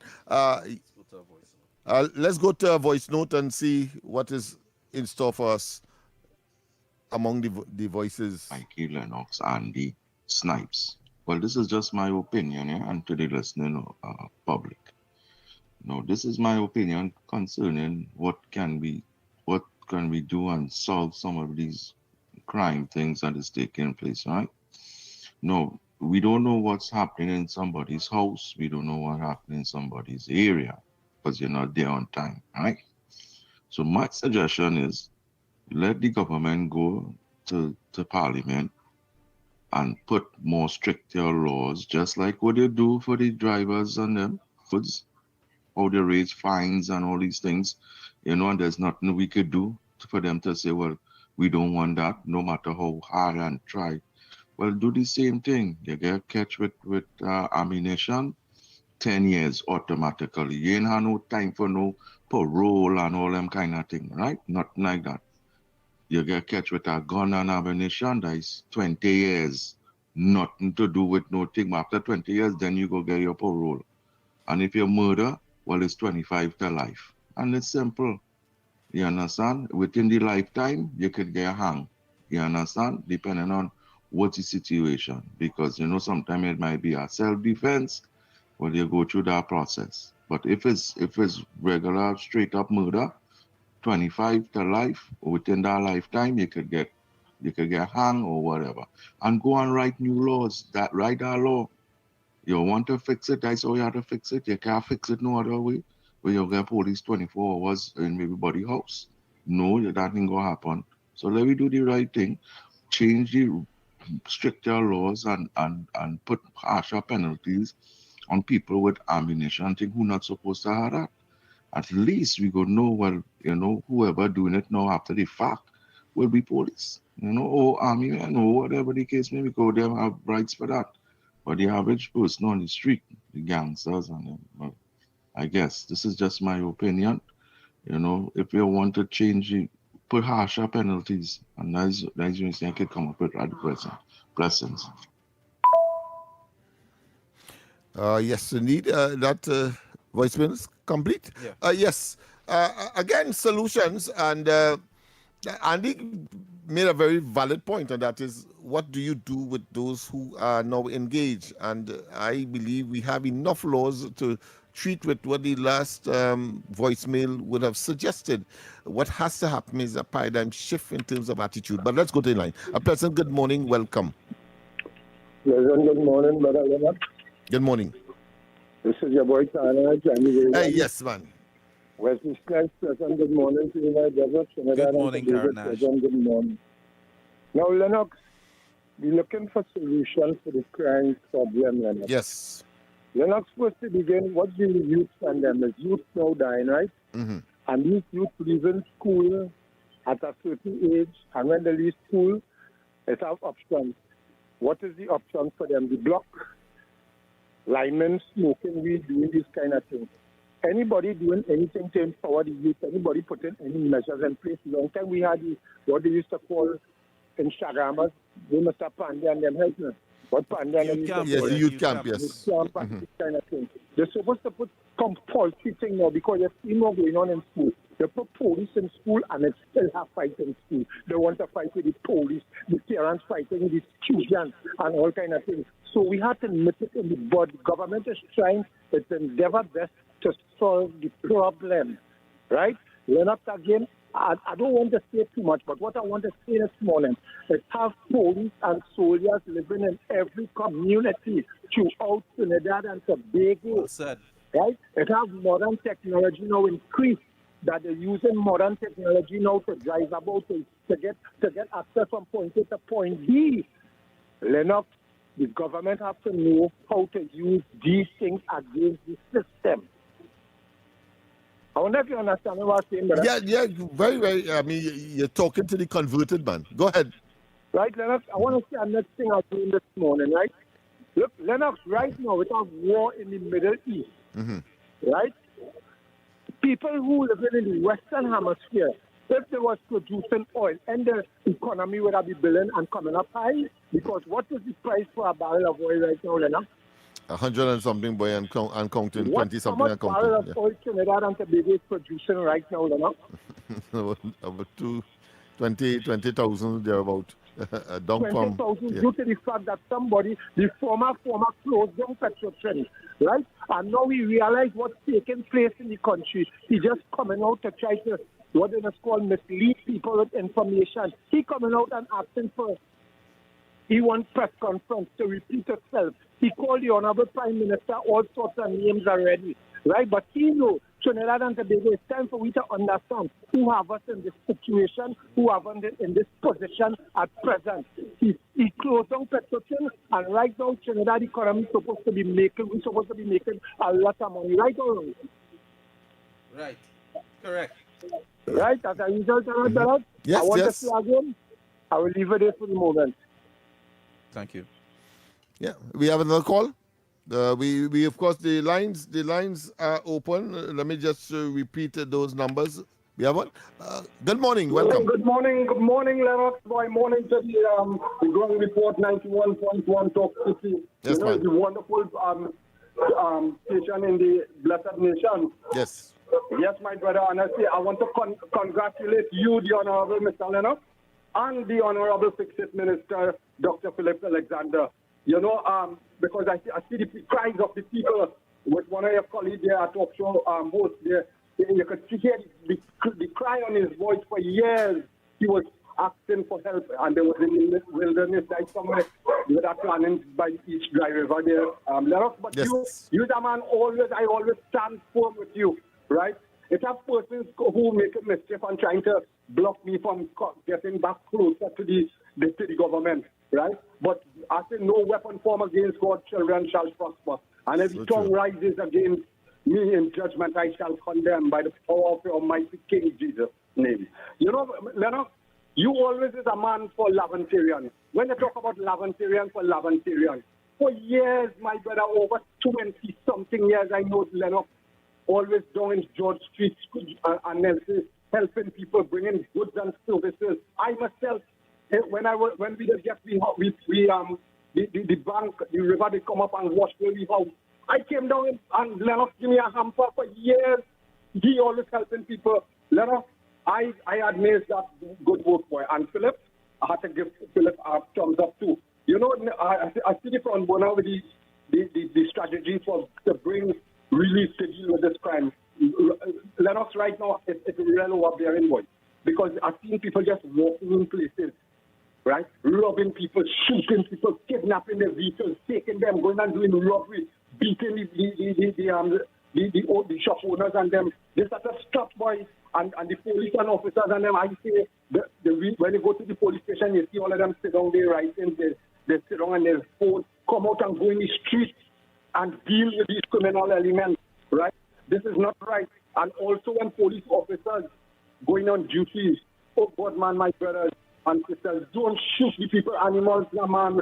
Oh God, I like, boy, I love ones, boy. Look, I see a lady lost, she can't dance, she's given out a reward of $10,000. The poor little kitten, if I hold it and he gets it, well, I hope the lady gets it. Also, I want to say good morning to the Mr. Punisher, the commissioner, because I see that police officers now apprehending and locking up police officers for wrongdoing. Lennox, God bless you, boy, and you know, stay strong again. Thank you for this time off. Thank you very much. Thank you very much. You have another call? Hi, welcome. Good morning. Pleasant good morning, Andy.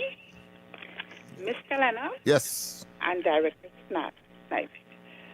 My word of the day is tenacious. And tenacious. on the topic of crime and criminality, my seven points I would like to present: focus-led, intelligent policing, community-based violence interruption, 3, faster justice and higher certainties of consequences, 4, hot spot policing, targeting places, not just people, 5, youth intervention and prevention, 6, address root causes without waiting for them to be solved. And some of the solutions are fixing poverty, inequality, and lack of opportunity. Thank you, gentlemen, and have a blessed day. Wonderful, wonderful, wonderful. And of course, I'm sure that you were trying to get in a long time. So your tenaciousness will be so much recognized. So much points we could expand on from the points that she gave. We could expand, on the of course, points that she gave. it encapsulates, whilst it may in each one may be broad, but certainly speaks to the general discourse that we are having this morning in terms of solutions. So thank you very much. I want to place Tabakita at the head of the class for planting the seed. This he did. That's why I refer back to that presentation. Hi, good morning. Welcome. Profusely. Good morning. Good morning, Lennox. Good morning to you. Morning to Andy Mitten and Mr. Sniper. Andy's here. He's here. He's right here. Yeah, he's in back. Okay, morning to my brothers. Lennox, I mean to say, let me face reality. You remember in your time, my time, we didn't have no, where they call this place in the arcade long time, these game machine and that. Yeah. And then they increased from the game machine with the chopping, the shooting, and the thing. Children used to leave school. Sometimes they didn't go to school and they in the arcade, they on Frederick Street, playing them machine and them. You know right now, we breeding criminals through the internet and the TV. So when we're talking about crime, it will get worse. This is Malcolm X. You know why it will get worse? I had to stop my grandson and take off the TV 1 o'clock. This man, boy, shoot the man, boy, look the man coming from behind the thing. These people playing these games, and all parents in Trinidad and Tobago, all you tell me if I lying. Most of the things now on them game things, it ain't flying kite, it ain't spinning top, you know. It's only shooting, chopping, and killing. So these children from an early age, them praying to get a gun to see how straight they is, and they don't care who is their partner, their brother, their sister they're going up with. Let me look at that and see, because the people who making them thing, Lennox, Snipe, and the Gong report, the people who making them thing in China and Japan, they're not showing it in them country. That is where licking we up here, and the youths and spoiling them. All you have a good day. You know, Lennox, there's another side to that, because growing up, my toys were guns. That's the very thought I had in my mind when I see a gun, I would want to be a police officer or a military personnel, you know. So I don't think it's so much of the games and the toys, because I think it's the training from in home. And to go closer to the caller's position with respect to the technology, the abstract technology, if you want to call that, or the digital technology, is the fact that we grew up on Gunsmoke and Bonanza and all of that. Our games were police and thief. Our games were cowboys and Indians. But yet still, the family institution kept you on the straight and narrow to be discerning that what is fiction as opposed to reality, and the reality is what you are living. But that is fiction, that is entertainment, and it was left where it is and appreciated for where it is. You don't go and practice it, even though there would have been elements that would have gone off the straight and narrow, but that would have been, of course, not as regular and not as prolific and not as consistent as it is today. I don't know. It's maybe because these things always existed. Live by example. And maybe the population grew. That are set for them. So that I take your point, my friend, but I want to say that we grew up on violent coming into our homes via the television, the tube, and so on. But we were never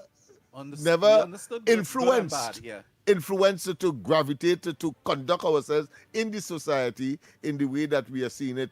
Too regular, too liberal, too common, not to be concerned, and that is why we are concerned today.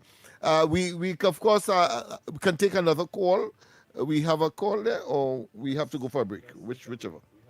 We have to go for the break. All right, we go for the break, and when we come back more, it's getting hot in here because we're looking for solutions, people, and we will, I'm sure, give to the decision makers, those who will have to implement ideas so as to conform and respond to what is unfolding in the society today. When we come back more. Your stories, your communities, your country. TTT News is everywhere, on the ground, across Trinidad and Tobago, and on every smart device. TTT News, nightly at 7. TTT News, committed, accurate, relevant.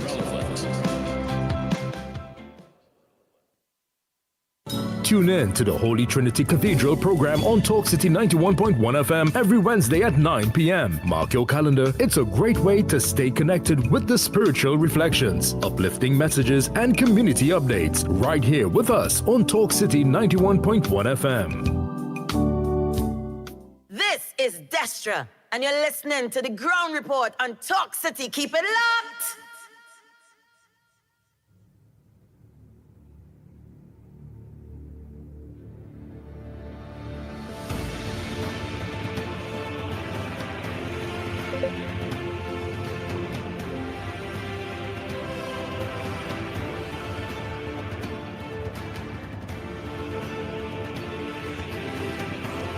Yes, indeed. Of course, we are back. We are back. Time check is just about 20 minutes to the hour of 9 o'clock.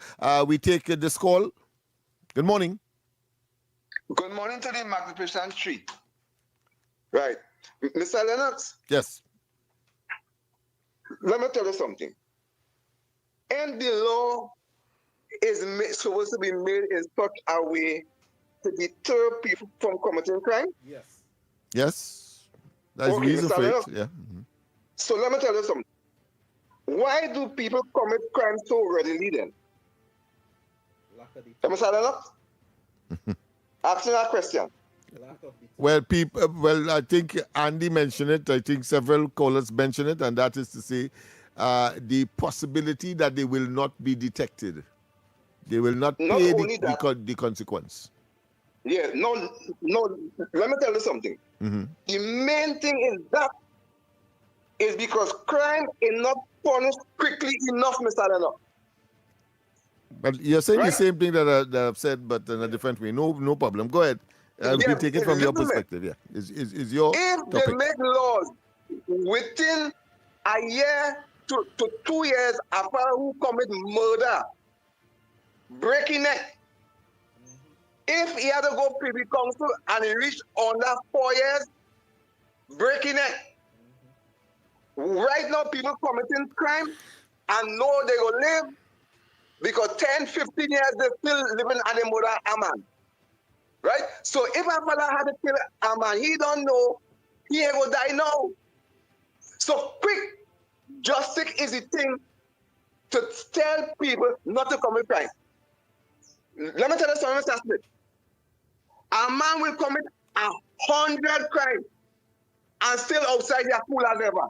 Go in jail, coming back out. Go in jail, coming because it's just quick enough, Mr. Lennox. They have to break people's neck very quickly. As they catch you, within a year or two, you're done. I'll listen to you, Mr. Smith, to what you have to say on this. Thank you, sir. Well, I have to say I'm not in the area of that type of punishment because I believe that if a person doesn't deserve it and you do it, you can't bring him back. So that's the first thing. And of course, that's the trend. But certainly, the first part of your argument, your first part of your presentation is expeditious justice, speedy justice. That is something that we must work upon, and that is why I cannot overemphasize the role of the people inside of these various institutions that are supposed to execute their duty to make sure that the society functions equitably, it functions peacefully, it functions industriously, and of course that we are able to produce and become the kind of citizens that all of us would like to be in peace and prosperity. Let's go for some voice notes. Yes. Yes, guys. You know, we have to keep it real, you know. We have to keep it real. And Lennox, what you were saying is true. Because I am looking at Joshua and I am seeing how you as a father is training him. I don't know about the other children, but of course all the other children, and they will do well. But we in this country don't want to be real. We don't want to be real. The problems are in the police force, in the judiciary. Let me face it. You hear? We had to get rid of plenty of them police, plenty of them lawyers, plenty of them magistrates, plenty of them judges, all who involved in some form of crime or the other, and all you know all yourself. Yeah, this is a fact, you understand? And when we clean up on top, we'll be able to deal with the rest. Because you can't tell me, you have all these people who are given the responsibility to deal with lawlessness. And nobody have the guts, they have the belly or the honesty to put these criminals where they should be. And that is the problem.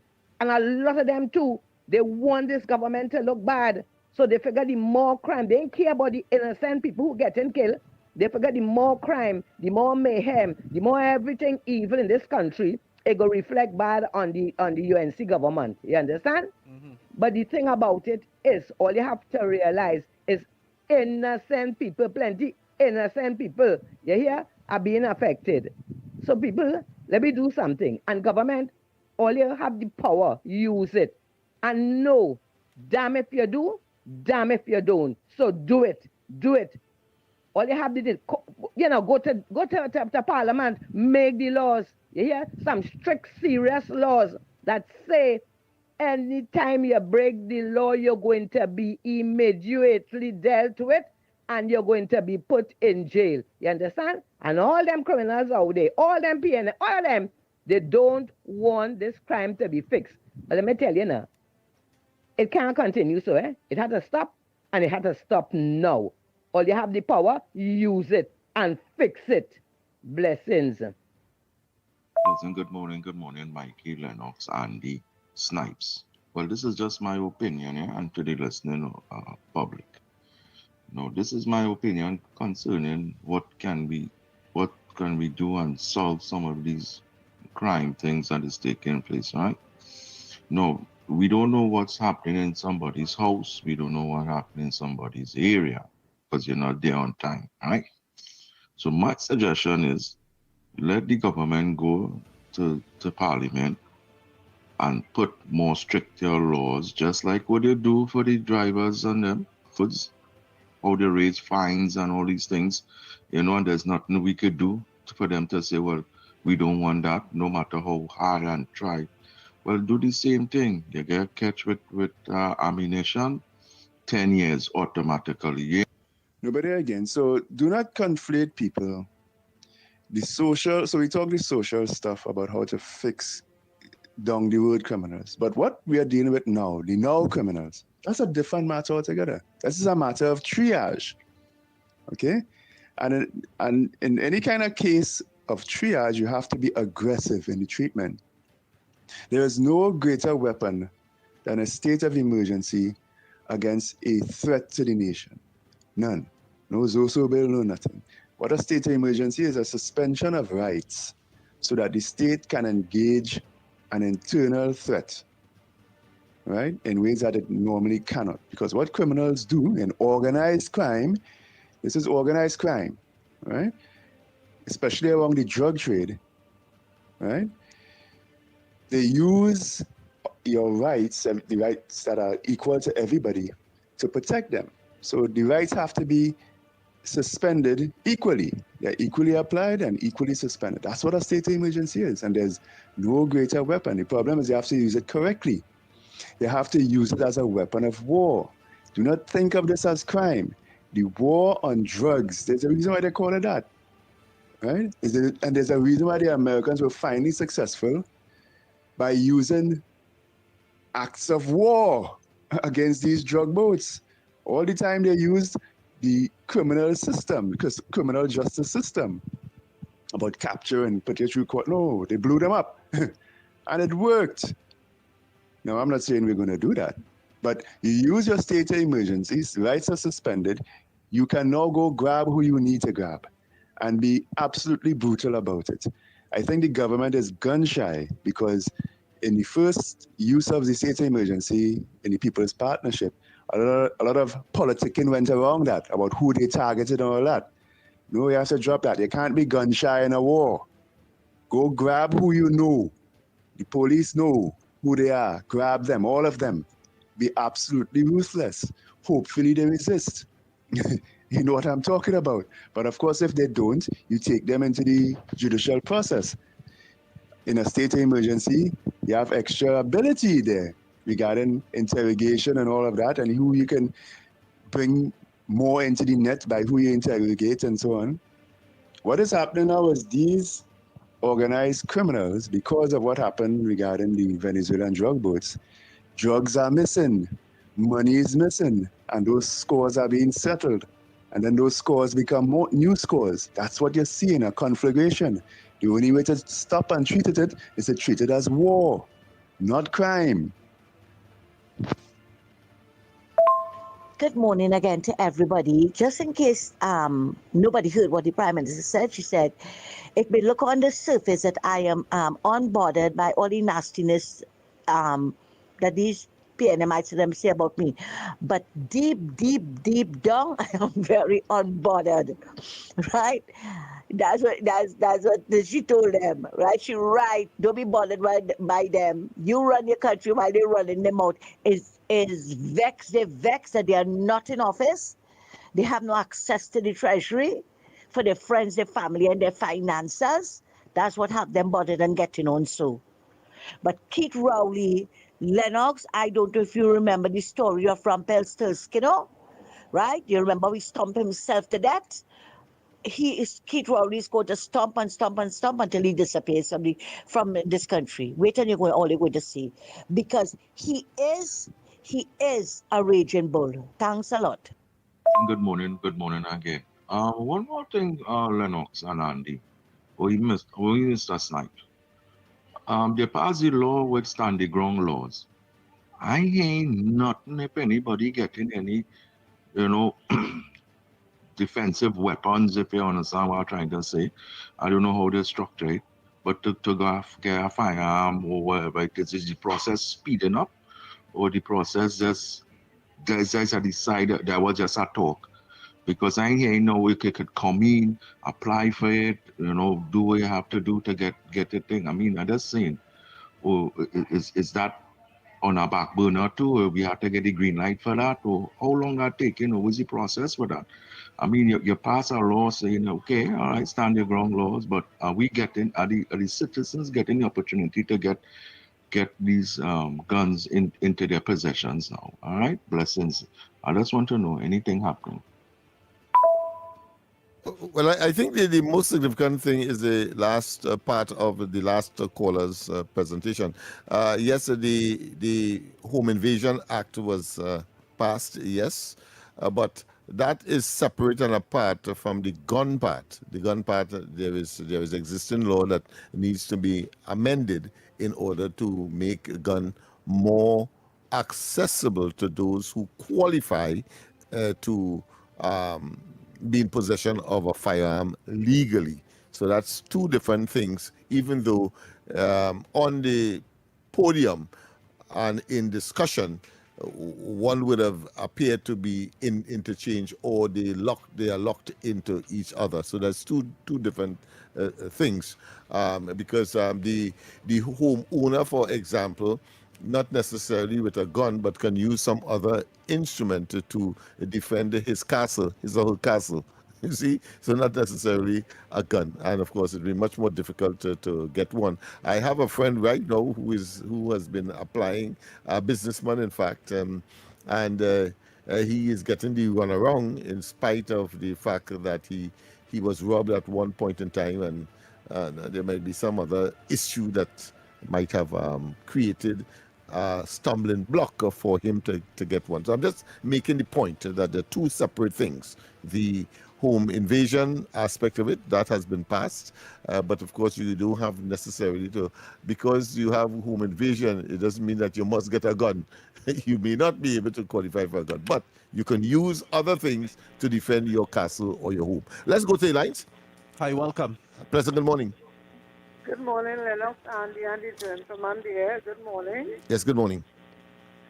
I was out for a little while, and what I called to find out is from you, Lennox, if the dance class is still on and if it's the same address. If the what? The dance class, if it's still on and if it's the same address. Yes, the same address. The same address. You know who it is? Yeah. I was out for a while, that's why you all didn't hear me. Oh, I see. Okay. And through that, the dance class started, I don't want to speak to him. Well, let me let go your secret, Mr. Lahokita. That's for you. All right, then. Thanks very much, of course, for calling. We have another call? Yeah, let's take a voice. WhatsApp. Yeah, WhatsApp. All right, okay. 5 minutes to the hour of 9 o'clock. Hello, good morning. Good morning. Good program, but listen to me. As the national of my country, what I would like to see happen, the judicial system come more relevant. The what? The judicial system what? The judicial system becomes more relevant. Oh, more relevant. Okay. I mean, more efficient. Okay. Yes, because I mean, the judicial system is not all that.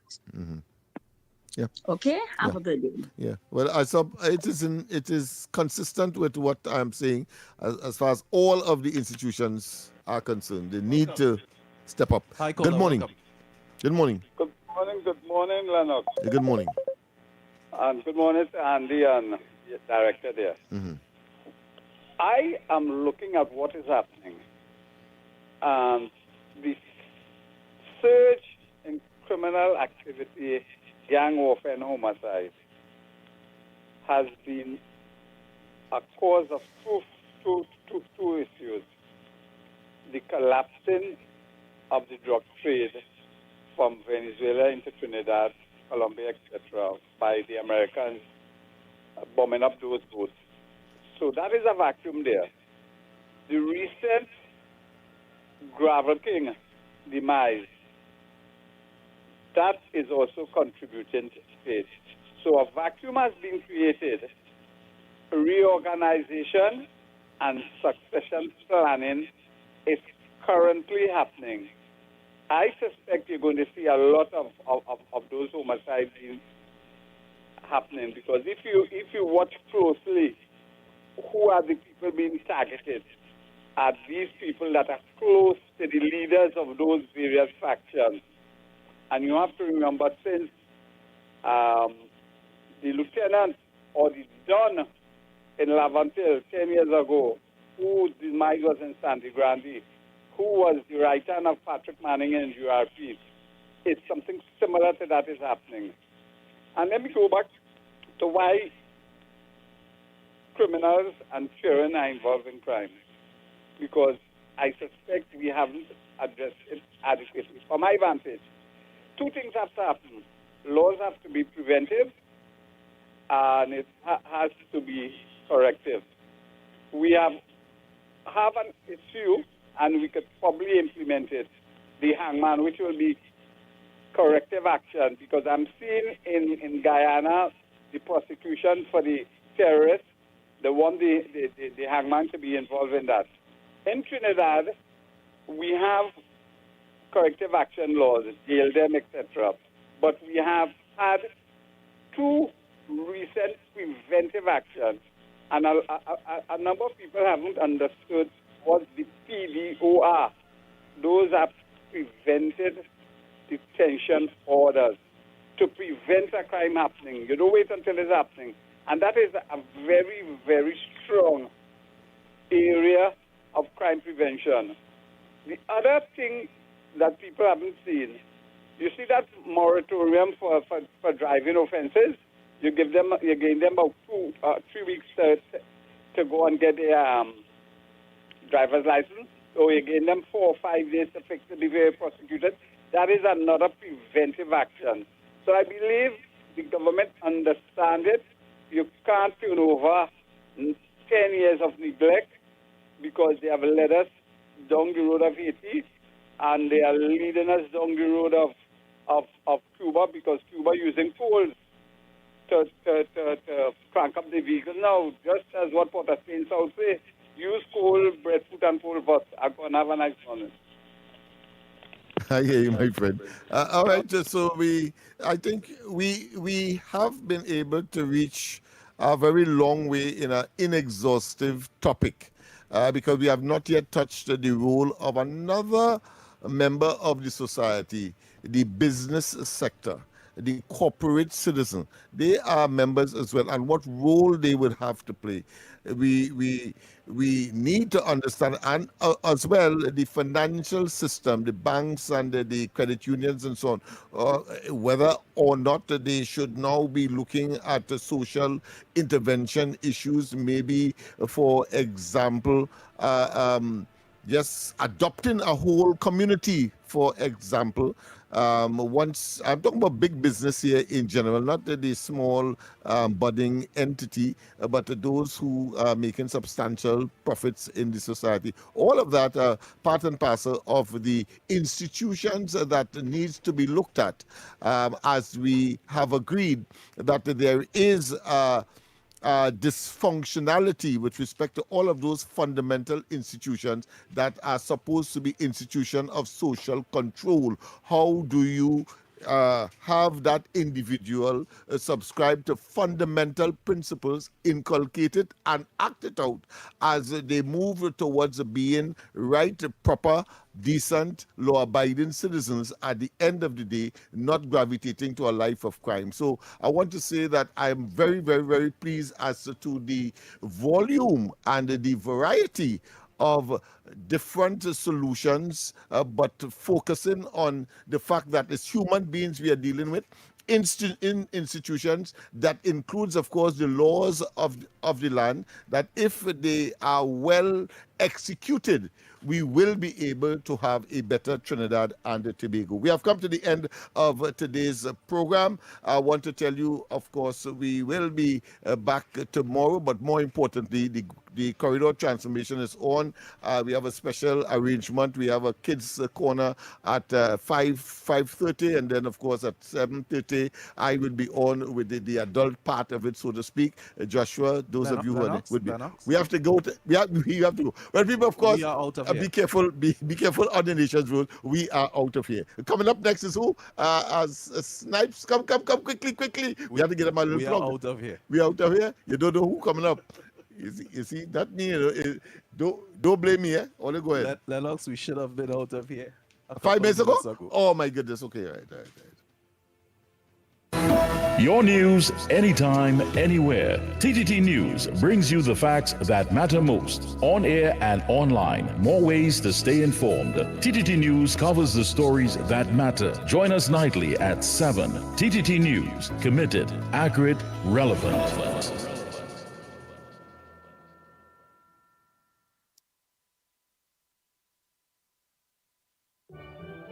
The Pitti Valley Diego Martin Cluster presents Panyard Crusade 2026 from March 23rd to March 27th from 6:15 p.m. each night with rosary, praise, and worship, featuring 424 Music Ministry, The Seminarians, Cluster Joint Choir, Valley Harps, Valley Angels, and much more. Live at the Valley Harps Panyard, Moncoco Road, Pitti Valley, opposite St. Anthony's RC Church. Guest speakers: Father Isaac Umaru, Father Steve Ransom, Father Robert Christo, Father Matthew Martinez, and Father Leslie Tankai. The Panyard Crusade 2026.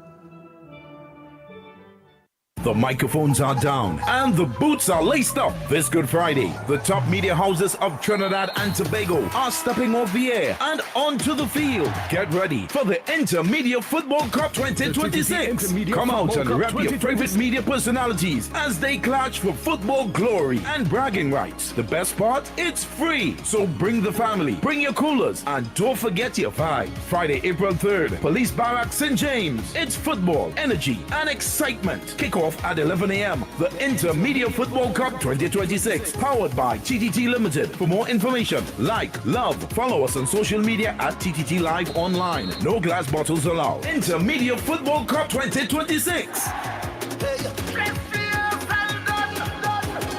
The TTT Intermedia Football Cup 2026, sponsored by Digicel, Sunshine Snacks, Blue Waters, and Stamina Energy.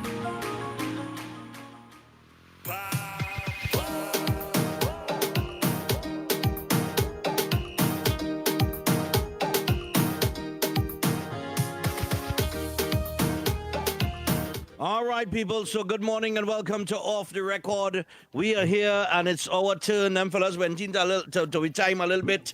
But that's nothing. That nothing, Lennox. We could love you that. You're doing some good work. All right, so we will acknowledge the ground report team, of course. Nigel Snipes, Lennox Smith, and Andy Williams. And Mr. X is back in studio here today. Alongside me, Stefan Reese. It is Off the Record. And just like yesterday, well, just before I get to that, Off the Record, of course, brought to you through the kind compliments of TN Tech. 8 years of power, past, present, and future. So TN Tech, and I see TN Tech in the news today. All right. So as it stands, just like yesterday, we have the Naughty Corner coming up at after the 10 o'clock news. And then after the 11 o'clock news, we have Nobody Knows. All right. And X, you was out yesterday. You're back today. What experiences did you bring with you? I didn't bring You much. always have some kind of experience. Come down, man. Good morning to all the people outside there in Radio Land. Good morning and welcome to another edition of Off the Record. Yes, I. And I am back inside. I have what business to deal with from time to time, so I wouldn't be around. You know, I'll fill in here, there, and everywhere kind of thing, right? But it is what it is. So I have to work it as it comes. And well, today's a good day. Busy fella. Today's a nice day. Yeah, but I find I getting real busy these days. Oh, today's a nice day, boy. Well, I'm watching. Today nice? I'm watching what's going on, and I'm very, very perturbed. I don't know if Kamala Prasad and them perturbed, or the ministers and them perturbed there, but they're not watching. Well, I shouldn't say they're not watching. I should say that. You know it is to be fighting. You know, imagine you don't want no money, right? You're the coming to government. You're trying to get things in a gear. You have the usual naysayers saying what they had to say. You have the people and them on your side and all coming against you, which is all fine and par for the course. But when the media start to fight you, when the media start to fight you, that is when the problems start. Right? What fight again in the media? It looked yesterday and all you read out thing on the minister. This is not the first minister we call that has had erroneous things published about their ministry or their boards the nurses? Yes. Yeah. They're going back again this morning and make a comment again. Yeah. No, but he was very clear on it. They had Khadija Amin, we had Philip, we had several different ministers calling here. Yeah. And told us that those stories are not true. Yeah. And you have the media pelting you down with some big stone while you're doing your job. Yeah. That must be a real frustrating exercise. That whole Hilton situation too. They try to spin it in a way. And then they went and interviewed Rowley and Randall Mitchell and all kind of thing. But it had a report come out on CNC3 that really establishes where the problem stem from. Well, that's the problem. The media is not investigating nothing. They're just putting it in the paper, and which is again is part for the course also to be able to get around them. But it puts things in people. Remember, I tell you, I come down in a taxi the other day with different varying thoughts on certain things. Yeah. Because they've been exposed to one side of the media. Yep. And one side of the coin. A coin has three sides most times. Right? Right. The top, the bottom, and the side. Yes. Right? So we get differing opinions, and nobody's looking to weigh out anything. It's just a piece of propaganda, you're running with that. Well, and that is a cause for concern because we can't be running a society like that. But then Trump facing it too, because I know listen to the thing on Strait of Hormuz. Right. And the 30% of oil that passes through Strait of Hormuz is just partially closed. They charge one ship $2 million to pass through. Yep. They're limiting the amount of ships. The allies of Trump getting through. Yep. Allies of Iran, in fact, they're getting through. But the other ships and them being blocked. And all kind of mad thing going on. And he had to face the media too. So again, I know the politics, media, the media ain't too kind to him, eh? Politics just come down to interests and ideologies. Yes. Right? So just bear that in mind, people, and pay attention to what the hell going on and try to critically think. We don't critically think in this country here, and that's why we end up in a lot of problems where we are. Because we just take what we get and we run in with it. Why critically think where they can get your information from, Brian Manning? God. God, that thought by itself. Make me feel the hurley and bring up a breakfast, yes? Imagine that, right? Imagine, look at something here. Let me get into the thing, right? We go deal with Berkey's son and everything, right? Right. But imagine they went and filed a Freedom of Information Act request to find out what kind of money Watson do gain. Well, he come out and he said today, $40,000, and which is not really. But you hear you hear what the others was getting, right? Yeah, but I'm saying it's not on par anywhere close to what the others were getting before. And I Shelly think Das was getting $125 an hour. Yeah, man. An hour. Papa, one getting $70,000 a month for a year. 70,000 a month for a year, 840,000 for the year. Yeah. But they want to dig into Watson Duke business. You see how it has backfire on them? They're so cantankerous. They want to do like if the man gets some kind of deal that they pay him some exorbitant amount of money now to try and spin it and say, look, they say they don't have no money, but look, they're going to pay what's due. And when they go now and they get the information, I'm glad they get a whole bundle. Right. It's a whole bundle. And not parts. And not parts. Yeah. You understand? As usually. Come to find out now, People and parts. Watson working for half the money that all who was under the previous administration was getting. Right. And all who was feeding. And this is the problem. Now, I have to say, somehow or the other, the Express has been a little more kind in their reporting than PNM3. Well, which they've been renamed PNM3. My thing is that you have to be very wary as to where you get the information and how you get the information, because the information shapes how we go forward. And Kamala Prasad Bissessa has a work on her hands right now to try to dispel or to manage the communication coming out from where she is. That kind of stuff, right? Because everybody screenshotting a document and sending it to the media. Or send it to old source. Or send it to old source. What about the TSCT invoices? Up to now, nothing come out of that. Exactly. With the Communication Workers Union, the head of the Communication Workers Union, who was bumping Chicom and talking all kind of threats. Joanne Ogier? Yes, but she said, I have it yet, I will release it. But releasing, if you have something that fake, it don't matter. If you release it, don't make it real, you know. You understand what I'm saying? So I you got have so to wary of the press this wrongs because you have to be very careful at the way But to this is why we hear X. This is why we are here. It's very disheartening to watch, the direction. Because imagine, in fact, let me not say that on here. I can't say that on here.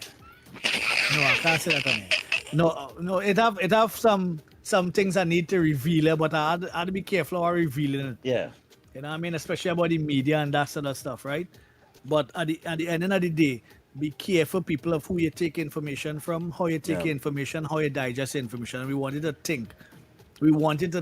Well, I have because 4 ministers we have called here. 4. Look, Barry had to clarify. Barry and all and too, And the nice thing with this show that you must appreciate is we don't plan nothing. We just call them on the spot. That is why when David was here yesterday and we called Tim Gopi Singh, Dr. Tim Gopi Singh, the best gynecologist in the Caribbean. we had to plug the man. The man is really rated as the best in the Caribbean. Yeah, nice job though. That job, well, I don't know, boy. You think that a nice job, boy? I mean, a gynecologist? I wonder what I'd like, boy. We feel like they go through their mind when they do the examination, boy. That's a normal vagina, I guess. I guess it depends on the clients, the quality of clients. I don't know. Well, I guess so. I don't know. You think they study that, boy, or it's just like work? It's just like science. It's just like work. It's just a work. It's a work, right? Them don't study. There's no part of the thoughts just anatomy. go through their mind and thing, right?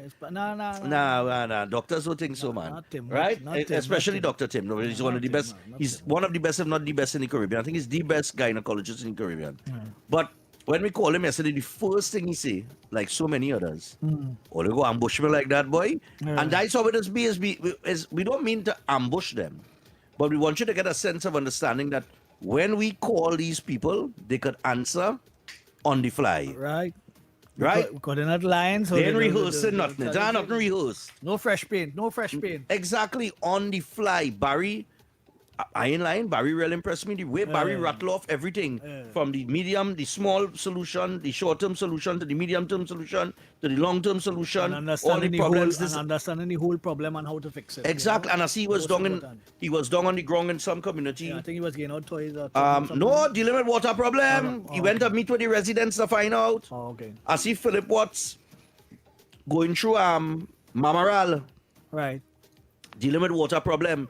And I was highlighting that video on my program this morning where people have these barrels outside the house to catch water now. And that's the water they're using to drink and cook and things with. I want to ask most of these people. And they're on the ground. I want to ask most of these people, where they think the money coming from? I don't know. I don't know where people feel the money does come from. But the money kind of come from revenue. Does think at all? You feel the average Joe does study where the money coming from? No. Because I hear in some commentary with different people and watching the little polls and the papers and all these different things, right? And some people are thinking, but the others are just being Well, it's no obscurantists. cure for stupidity, you know. Well, yeah, but you have to wonder where the money coming from too. If the woman come in and They say, not study. They know that a study.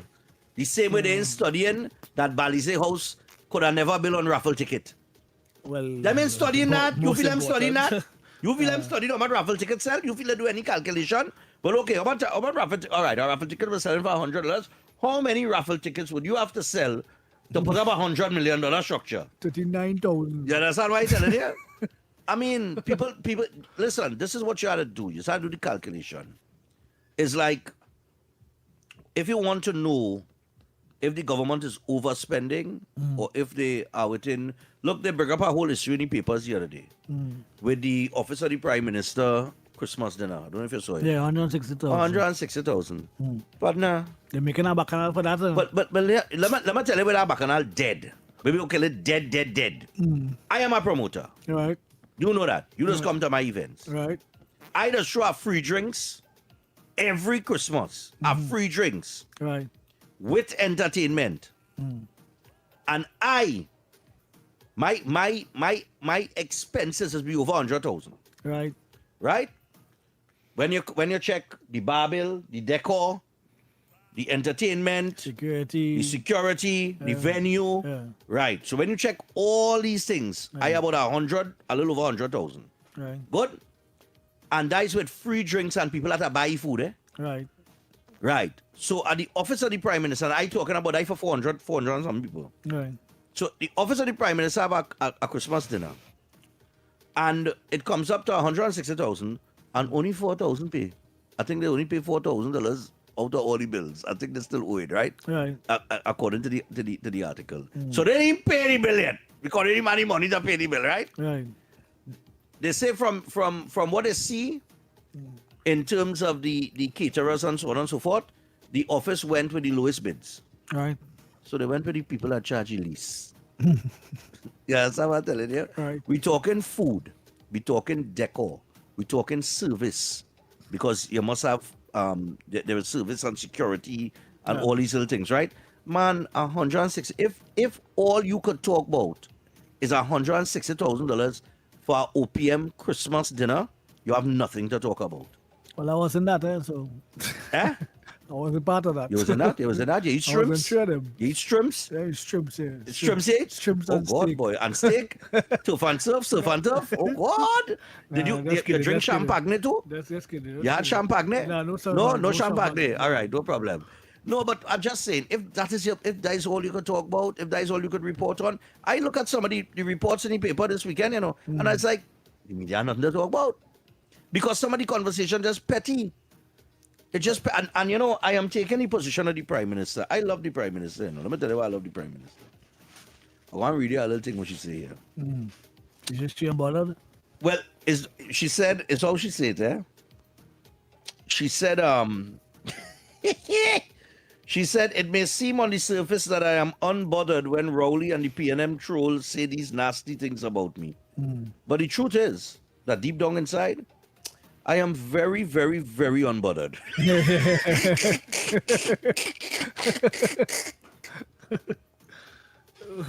No, I think she tackled them the right way. I think she handled them the right way. And her experience is showing in a lot of instances. Yeah, so I think she beaten them nicely. She beaten them, yes. Look how much them nicely too. They could say what they want, right? Look how much bacchanal that one accusation caused. Right. That Balize House was built with drug money. Look where erupt after. Look where erupt out of that. Everybody that's jump on yourself. Everybody all of a sudden they get like ants in their pants. Yeah. You understand what I'm telling you? Something. I mean, and that's just. Camille and all with your annoying voice. Oh gosh, boy. God. Hey, boy. She like Naila Suka Mosquito. God, boy. I tell it. Oh God, yeah. Hey. We are, what are we, 20 minutes past? Yeah, my name call you. Hey, by the way, thanks a lot, Mr. Welsh, yesterday for holding it down for me. Yeah, man. You did a fantastic job. But I hear all you call my name in the in the naughty corner. What can I put in naughty corner for in here? Somebody put in the naughty, what they put in the naughty curry corner or something? about, boy? It's something Welch was talking about something with some roti he didn't get from his sister. Yeah. And then somebody calling, foreign news calling, I think it's foreign news call, and talk about something with curry with you, you know. Yeah. I think had it's 10 foreign curry news. and 8 was bad. And 8 was bad. Yeah. 8 was bad. No, don't seriously. 8 was really bad, boy. Oh, God, boy, it was ridiculous, boy. God. Nah, serious thing. Yeah, if I leave in back the naughty corner, but nice yesterday, boy. Get ready for the naughty corner at 10, right after the 10 o'clock news. So think about who in your naughty corner this morning. And we are remember, whips you and have a dogs reason. hunting. We are whips and dogs hunting. We are whip hunting. No, you're doing. No, you're doing. We have a whip, and we have a cloud. Right, We have great. a whip and a cloud. So you either get a whip or a cloud. All right. Waiting about Berkey's son, boy. He just goes back to how to put it, to what I've been speaking about for the longest while about children, about being part of the fallout. Because I think that was one of his sons that was doing very well in school. From ever since he was small, he was doing very well in school. Right. But he was playing football and things. Scholarship type qualifications from that youth man. And it's just guilt by association, or you know how that would go, right? Because of your father's legacy and that kind of stuff. Yeah. Well, we don't know what are the circumstances that got him killed, but 3 of them were gunned down in a house in Penal, which his father never liked him to be down up in still outside. His father never liked him to be up on that side. Oh, so he sent him on Penal. Yes, he But sent the him problem away is Penal is a hotspot. Well, imagine that. Penal is a hotspot. You can imagine that? Yes, Penal is a hotspot. I've been saying that for the last 6 years. Well, look at what thing happening in Penal. I need a young guy. I don't think he was in anything per se. You know, normal children, teenagers kind of thing. But outside of that, he wasn't no Batman we thing. don't know him into any Batman thing kind of scenario. But it's unfortunate that he would have lost his life. And as it happened, McGill sent my note on it. Juvenile delinquency problem expressing itself in crime and criminality. Yeah. She sent me that note and said, unfortunate, But I was watching something, and I was watching the 17 years old, 21 and 22, right? And I was saying this one, I said, look at that, boy. And I just wanted to let the young people out there know, and even the elders who have a little influence on young people, but they really don't take the opportunity to connect with them, right? In my experience, right, I had a partner named Darwin Caesar. Caesar was the big man up in Kandahar. All right. Right, back in the day. And and all it took, men had fear of Darwin, they had respect him. So you had the respect and you had the fear factor. All right. And all it took was a youth man to walk up behind him at night and pour a bullet in the back of his head. Right. And he dropped down dead on the ground in the road in Kandahar like a dog. Right? And that was the end of that. As much as and I can tell he you was about feared 10, and respected. And I can tell you about 10 stories like that. Right. Exactly like that. And this is the point. The point is, when you get into that kind of lifestyle, it only have one end, It ain't no happily ever after, No, it don't know man jumping in a taxi and going to work taxi after you're going on people when the night come. Exactly. It don't work like that. This is the end result. And the youths have to understand that you are now, when you reach the age of 14, 15, you don't know nothing about life. You know about life. You're feeling about life. You understand? You know starting to get little feelings to go behind girl. You didn't even know about life. Right. Right? And I'm saying, you ain't travel yet. You ain't even reach the point of reaching the age to jump on a plane and go and see the 17, world. 20, and 21. Them now start to live. They now start to live. Them ain't really see And that's life it. properly yet. And that's it. And I'm saying to you, when you're that age, the wants and the needs that you require at that age is very different to when you're older. When you're older, your perspective on life changes.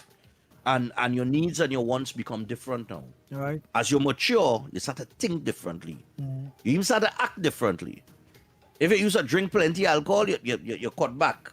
You understand what I'm saying? If you used to smoke cigarette, you stop or you ease up or things like that now, because you come to realize, well, okay, I'm getting older and you have a different perspective on life. And then if you travel too, and you leave Trinidad, like how you have left Trinidad on several occasions, maybe that is why at your age and your young age when you was traveling all over the place, going to Azerbaijan and all these places, and eating shrimps there too. I just say, when you were traveling there, you would have seen, remember you're coming out, you're leaving a dot on the map, eh? Right. Trinidad is a dot. And you're leaving that dot to go to places that are way bigger, larger population size, everything just bigger. Right. And then you see things. And your ideas start to, if you're a thinker, your mind start to goes crazy now because you're studying weight now. We do have this so back home and I could do this and I could invest in that and this could be, and I could make money off of this and I could make money off of that. Right. And you start to get little ideas and concepts that you could apply in your life when you go back home and make a dollar and you know create business and earnings and that kind of thing, right? So when you're in that lifestyle from a very young age and you get a criminal record and you can't travel and that kind of thing because you have a criminal record, you miss out on so many experiences in life. And when you see a 17, a 21, and a 22, like X now said, them fellas now start to live. They don't even know what life is. And the life get cut short. That's right, because the choices that they may have made, but or association that they may have had. And you don't get to leave a legacy also. And that's the next thing too.